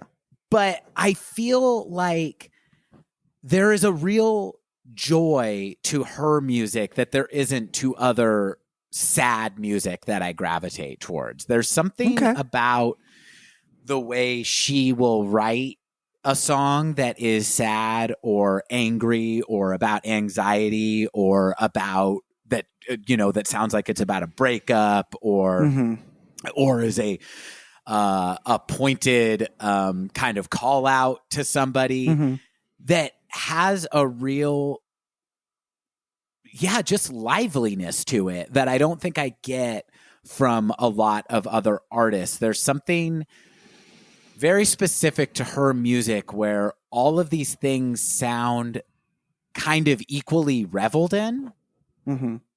And there's something of a joy to even her kind of most downer sounding stuff that I find very, very unique to her music. I'm going to quote her again and then kick it over to you. But I just thought this quote kind of underlined that a little bit, where she says, "I'm such an incredibly stupidly sensitive person that everything that happens to me, I experience it really intensely. I feel everything very deeply. And when you feel things deeply and you think about things a lot and you think about how you feel, you learn a lot about yourself. And when you know yourself, you know life." And that was her just like in an interview, like kind of, it's seemingly off the dome, extemporaneously talking about how much emotion there is in her music. But I don't know. To me, it's like kind of like if Elliott Smith's music is a rainy day, kind of all the weather patterns are contained in Fiona Apple's music. And that's not putting down any of these other things I love. It's just something I find very unique about hers. There's a real vibrancy to all of the things that are being expressed, including the difficult things. And that's, I think, why her music has resonated with me so heavily kind of through all stages of my life since I discovered it, but why it, I think, imprinted on me so strongly at the age it did in my early 20s, when I think you are feeling things particularly intensely at that time in your life. And so with that, I want to kind of kick it over to you about like why you feel like her music matters to you and why you would want to talk about it for a season. Oh, absolutely. I mean, I really want to put a button on what you just said about the age in which she became sort of a prominent figure in your musical Mount Rushmore of 47 people, as we've talked about in a Radiohead season. Our Mount Rushmores are not of 4 dudes. It's of, I landed on the number 47, a pretty traditional classic kind of number. Hey, yeah, 47, of course, it makes perfect sense, nice and even. But I want to get back to that for myself. I do just want to just add on another point, because I want to kind of stick with some of the articles that we've mentioned this. I just want to say again, from Beth Weingartner's 1998 article, First Taste of Fiona Apple is Sweet from MTV. And I read this quote just a moment ago, but it speaks to what I think the things Walker was saying. She says, one of the most remarkable things about Apple is her intense self-possession. As a lyricist, she focuses on relationships, most of which are in trouble, but she's not weeping about it. And I'll stop there. I think it is really, really unique. And this is outside of the realm of like female artists or whatever, where I would say that's a little bit of a differentiator between, say, her and somebody like Elliott, who, by the way, is also one of my I would put in my top 3 easily as a guitar player and as a songwriter.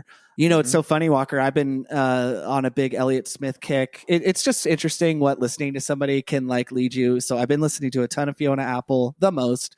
in preparing for this season, naturally, you know, there's a little peek behind the curtain, listeners. But I've also been we really listen to enjoying the music we discuss. Yeah, right. I've also been really enjoying an album that for me is not my favorite, but is in my top 3 of Elliott Smith's, called From a Basement on the Hill. I see I got Radiohead in my mind. I'm like, is it From a Basement or From the Basement? From a Basement on the Hill, his swan song, his most you could make an argument for any of them being his most adventurous, but there's a line in the closing track of that album which I do think has a Fiona Apple-ish feel to it, called "A Distorted Reality Is Now a Necessity to Be Free." And it's sort of into the outro coda, key change, what have you, where he says, "God knows why my country don't give a fuck." And it's not a particularly Elliott Smith type lyric for me to commentate on such a broad thing of the forgotten, right? And obviously Elliott Smith, and not obviously, I should say Elliott Smith and Fiona Apple, you could make a case for them being the forgotten, or you could make the opposite argument. Hey, cool to you that they're, you know, commentating on these things. These are both white people. In the case of Fiona Apple, coming from a certain echelon of wealth, it is also very in vogue to point out right now that where people come from, you know, are the voices that are heard the most. I get all that, right? I get it. But that's not really what we're talking about. So I do just want to say that, like, while I am aware that this is sort of relative, I think what Fiona Apple and Elliott Smith have in common is, at least in that one line of dialogue, is sometimes the forgotten. Because Fiona Apple and people that suffer from depression or trauma or can't seem to sort of make it over the hump often are sort of the forgotten, right? And I just love that line so much. God knows why my country don't give a fuck, right? It's like the Vietnam War veteran, the Van Goghs or whatever, you know, people that are not celebrated at the time. And I do love the comparison you made that Fiona Apple, I can't nail it precisely, but like commentates maybe more on the color of life rather than on just like the black and white morose nature, which is not at all to distill Elliott down just to that. But I don't know if that was a necessary or not addition, but I would love to kind of get into the when and why I found her after so much of what you said sparked so many thoughts in my mind. So I just wanted to add that on. But did you have anything else you wanted to say? No, I mean, you get it. And I want to be really clear, even though he's not the artist we're talking about. It's not drawing this distinction is not saying that I think one is better than the other. I just think something that is so, you get so much of, well, as much as you can without knowing somebody personally. I feel like you really get unfiltered her through her music. And when I watch her like perform or listen to her in conversation with somebody, watch an interview, she's just like so energetic and engaging and, you know, kind of like wonderfully all over the place. And that is what I get from this music is it feels like there are some people who, even if they really struggle in life emotionally, mentally, or more like circumstantially, because like you're saying, it's all relative, right? Yeah, like some people have like all the advantages on paper, but like are still feel really fucked up all the time. A lot of people, I think, feel that way. Yeah. But there are certain people who I do not count myself among them, but I've known a few people, and it's a very rare quality. There are people who are able to really, really appreciate all of those, appreciate grief as much as they appreciate the beginning of something, you know, who see as much beauty in the end of a relationship as they do in a relationship blossoming, as in death as they do in birth, you know? Yeah. I don't know if that's how she feels, but that's how her music makes me feel. God damn. And that's something that I really, really love.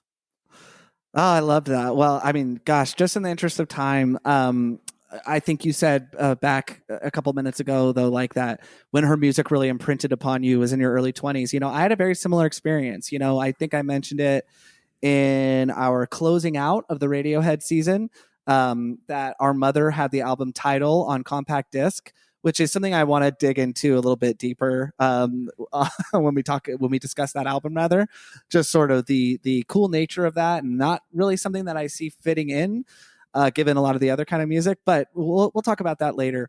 But I started listening to Fiona Apple as a staple of my musical catalog in the year of 2012. So what was going on in that year? So I would have been turning 23. I was 22. I was going to the California State University, Chico, and I was working for Domino's Pizza as a pizza delivery driver.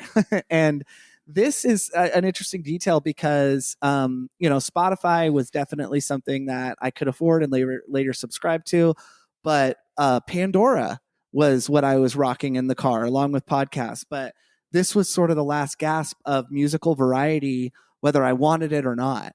And I got really, really, really into Pandora would, sort of start to tailor your stations based on what you liked or, whatever, it's still an app that was very much driven on interaction with it to make sure that it was giving you the correct choices. But I started listening to a lot of 07, a lot of Air, a lot of The Bird and the Bee, a lot of Regina Spektor, and a lot of Fiona Apple, right? Because and it's really, really cool to think about, right? That my musical tastes were never bifurcated such that I like male driven rock star music. I will very, very humbly say that is something that I'm really grateful that I don't think my taste has ever been that segmented, and I would like to chalk that up to a lot of great influence and stuff. But I do think that our mom specifically exposed us to a lot of great female driven rock and roll, we'll just say, for lack of a better term. Mm-hmm. But as a dude who Radiohead was his favorite band at that point, right? Even still, this was a really, really, really, really cool chapter in my musical listening. And the individual who is now my wife, Kailani Glenn, I think was a direct influence over that too, of somebody that maybe had a more open-minded sort of sense of self. I can't chalk it all up to like these, 1 to 2 little things, but driving in my car till 3-4 in the morning, delivering pizzas, listening to music on Pandora, where I did not get to choose the selection that was upcoming besides thumbs upping it, really, really, really, really opened up my world, I would say musically. And I would say this was one of the last times that this happened in my life. Now, as I've spoken about, when we've gone through these artists, Maya Angelou, Fela Kuti, with Atoms for Peace, yes, I do feel more musically, not educated, but more musically well-rounded as an individual than I ever have in my life. But it's like with anything, right? When your mind is a little bit more virginal and young, and you can think back and go, hopefully, we look back and we say, oh, I cringe all the time. This is a period where I look back and I am delighted and I have a sense of joy, and things are never going to be perfect. I'm sure we're going to say, I speak for myself, I'm sure I'll say things throughout the season that if I am to listen back to it 5 years from now, I might go, oh man, I might word that a little bit differently now or whatever. But I think what this is rooted in is a lot of good intention and a lot of joy, though, for me, just to think back on like, man, it's so cool that like, not to please anybody, certainly not to plan for this podcast. That was a period in which a lot of things opened up that were female driven sort of solo artists or acts. But I would like to let you, please expound upon that if you have any thoughts, directly related or not. Yeah. Well, I'll just I do, because this is kind of a question that you've posed off pod, and in this case, it was such a good question that I did not tap the sign that all conversation is content. But don't make me tap the sign, kid. But I feel like you had kind of brought that to the table as a point of discussion of like, hey, is Fiona Apple a little bit of the fork in the road where your musical taste expanded to including more female artists? Yeah. And I think similarly to you, I don't know if I can. Well, actually, I guess you are kind of tying it to a specific point where your music taste really changed.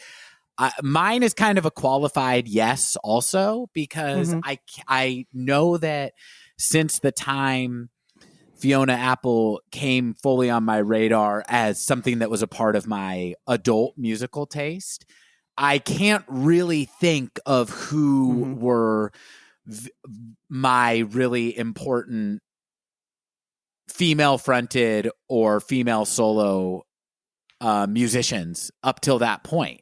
And it's a huge part. It's a huge part of what I listen to now. That isn't something that I do consciously, but I do think that probably her music speaking to me as much as it did must have something to do with that. Because what I told you when we were talking about this, when you kind of posed that question, is I don't remember there being a point where that was consciously an impediment to me getting into somebody, but it seems pretty undeniable that it had to have been a bias. Sure. Unconsciously or not, because there is a lot of great music out there and a lot of it is made by women. And for my taste to not reflect that at all up to a certain point, being as big of a music fan as I have been through my entire life, you know, that means that bias was there. And I wondered what that was. And I think that there was probably a point where I might have had the idea that if I'm going to listen to such direct and emotional songwriting that is coming from a female artist, that it's not going to give me something that I don't want, but it's going to give me something different. Yes. And the way I feel about that now is not that there isn't something specific about the music of Fiona Apple, or more broadly about the songwriting from a female artist in general. It's not that like the perspective isn't informed by those things, right? But it is that thing of just like, oh, I relate to this music because it's personal and specific and emotionally honest. And that is what I actually look for in music. And if you, and by you, I mean like speaking to this hypothetical version of my younger self that I'm speculating may have been less open to this, just based on what my music taste looked like. You know, you're kind of, if you think that you can't get that from somebody who doesn't look like you, then you're only clowning yourself, because you're just missing out on a bunch of stuff that will absolutely speak to you, because the more kind of information you can get about the human experience at large, that's, you know what I mean? Yeah. Like that's all, yes. That's all there for it. It's all for everyone, I think. Absolutely. I love that. One thing, this sort of the median position potentially on what you're saying, if I'm understanding you correctly, somebody whose breadth of work and catalog that I really feel like, while being completely different and actually in a different music or a different artistic delivery system, that reminds me of Fiona Apple and my experience with their body of work, is Sofia Coppola. So I have seen all of Sofia Coppola's films. Some of them I am ecstatic about how much I love them, and some of them maybe not as much. Something that reminds me a little bit of watching her films, particularly her earlier films, and listening to Fiona Apple, is they're just great films, or they're just great albums, right? We've established that. Okay, we've nailed that point.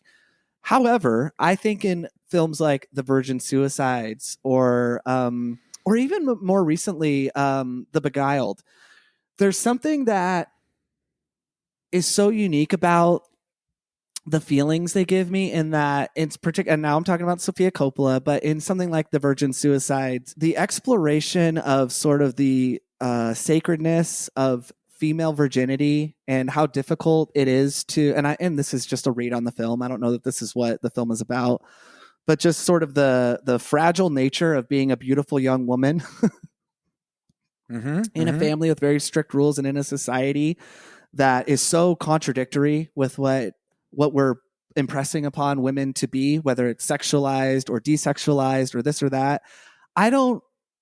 It's a very specific type of melancholy, which is not the only feeling I get from her movies, that I just can't get elsewhere.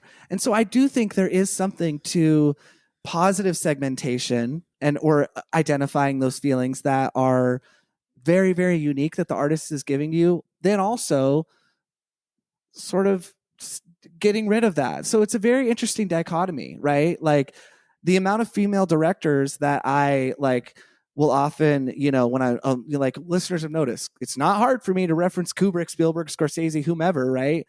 But Sofia Coppola is not somebody that I don't even have any notes on that for this, right? So that does not matter.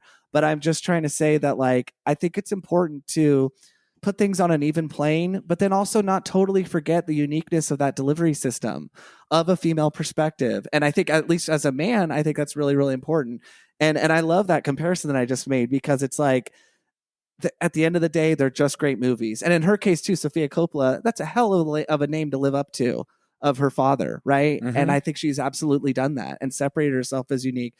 But that and I get it with certain painters. I'm not talking about like Georgia O'Keeffe. That's obviously very feminine, like a lot of feminine anatomy, like laden in, but like just pick a Renaissance painter that was a female. Like, you just get a different type sometimes of tone. And I really think you get that with Sofia Coppola. I really think you get it with Fiona Apple. That's not a comparison that I want to draw upon constantly throughout, but it's just something that occurred to me. And I also, in the spirit of this discussion, I mentioned Billie Eilish earlier. I'm also a huge fan of Sia. I don't know if you're a fan of Sia at all, but I love Sia.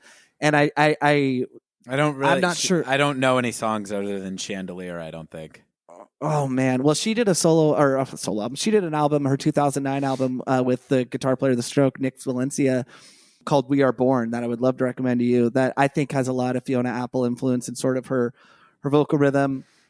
And then just to go back a few steps, some of the other solo artists that I love that I would say come way before this sort of Pandora era, that have always been staples in my catalog, would be Bonnie Raitt, Linda Ronstadt, Sarah McLachlan, and then I wrote as a joke Jamie Lee Curtis, because I just fucking love Jamie Lee Curtis so much.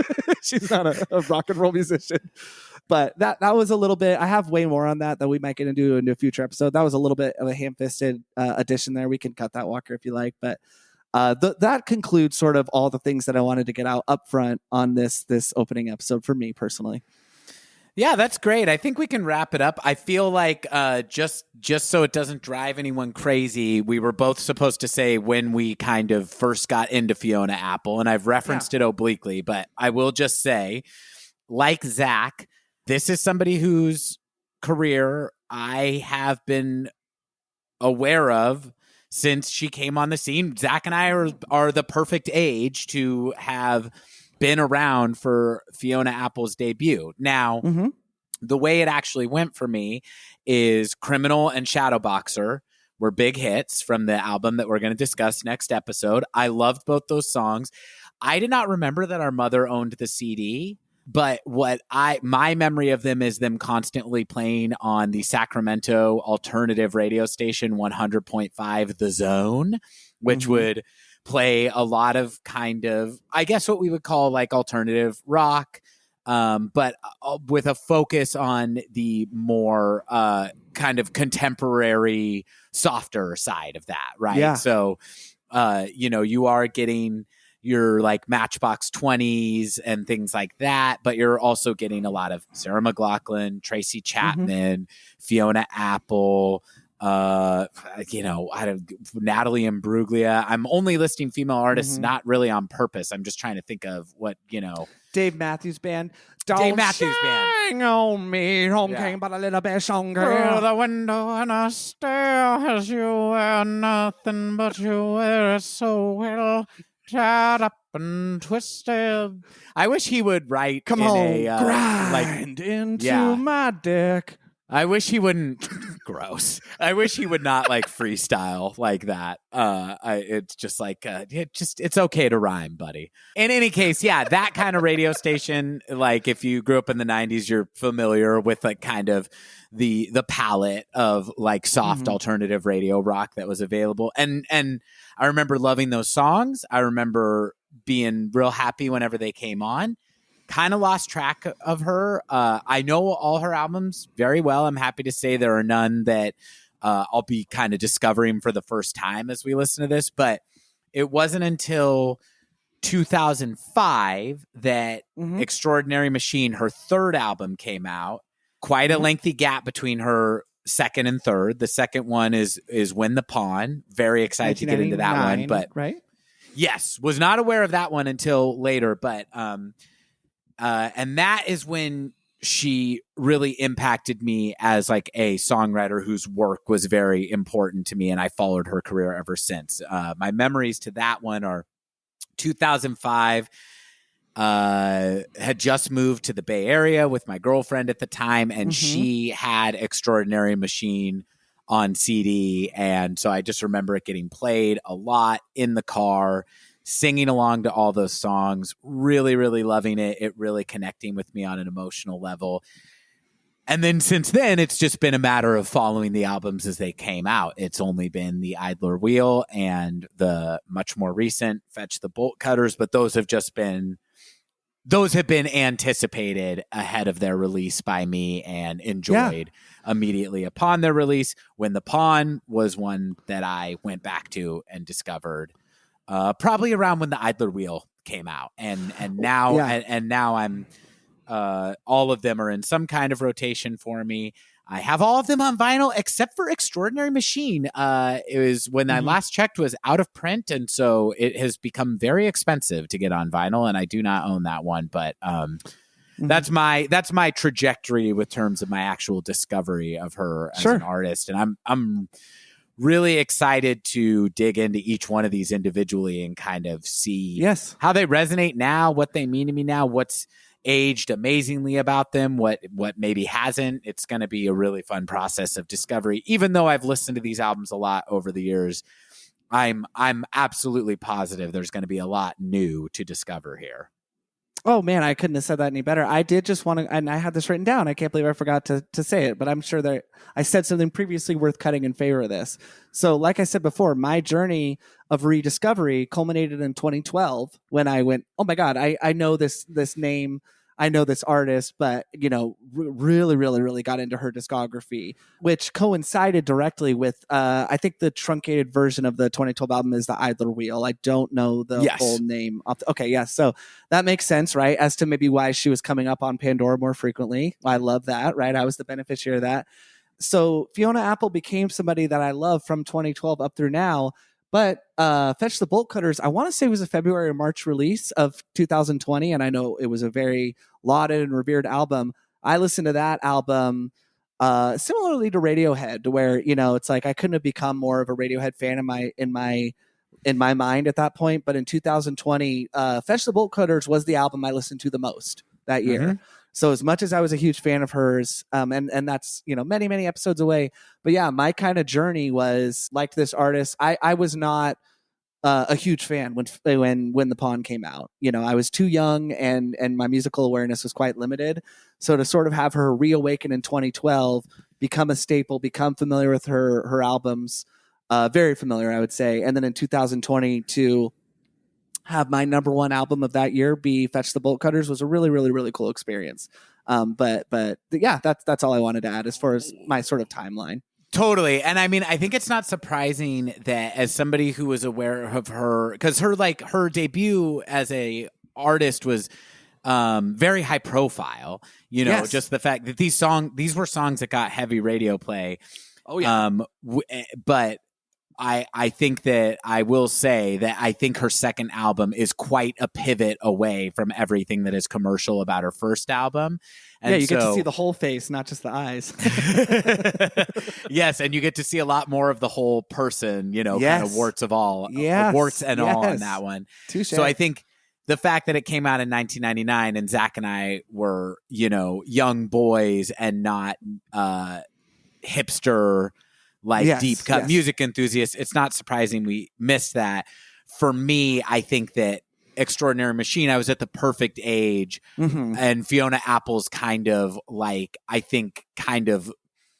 what was maybe derided about her at the time of that second album was kind of cemented into what was cool about her at the time of her third album. It made perfect sense for me to get into it, especially through my girlfriend who had cooler music taste than me and exposed me to a lot of cool stuff at that time.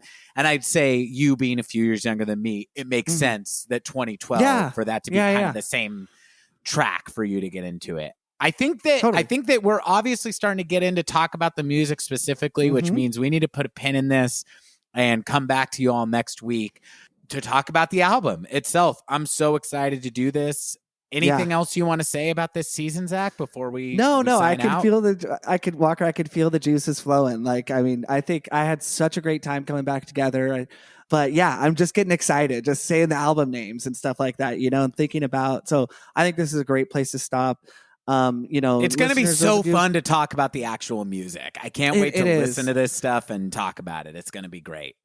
It is. Listeners, those of you that are new or just joining us, welcome. All are welcome to this podcast. I know that may sound a little silly, a little trite, but it's true. Anyone who wants to listen is welcome. And we're just so happy to have you. Those of you that are returning from our Radiohead season, welcome. And if Fiona, I have been very surprised, anecdotally speaking, at the Venn diagram of Radiohead to Fiona Apple fans. It's a very, very small, very, very limited survey, but I thought there might be more overlap. So those of you that have stuck with us and are here and are maybe exploring our catalog, welcome as well. We're so delighted that you're back. I know Walker kind of kicked us off that way. That is all I had to say, because I just am so excited to talk about the music and talk about things at a little bit more of a technical, detailed level. But I love that we kind of were just raw and open on this episode. And I'm really, really excited. That's it for me, though.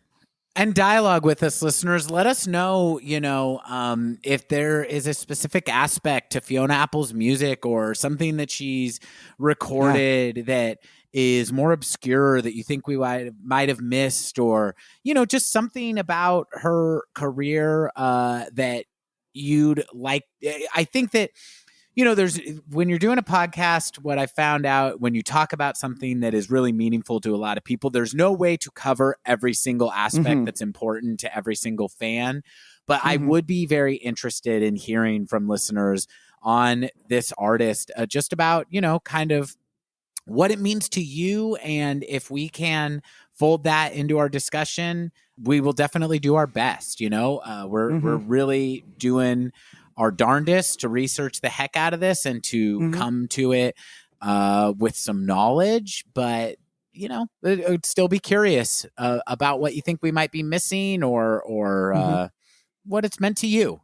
Zach, this was a great discussion. I'm so happy to be back in the saddle with you. And signing out, I've been Walker Glenn. I'm Zach Glenn. And we'll see you next week, listeners. Bye. Idiotalk is a Glenn Brothers production. Get in touch with us at idiotalk.podcast@gmail.com or follow us on Instagram at idiotalk.podcast. And thanks for listening to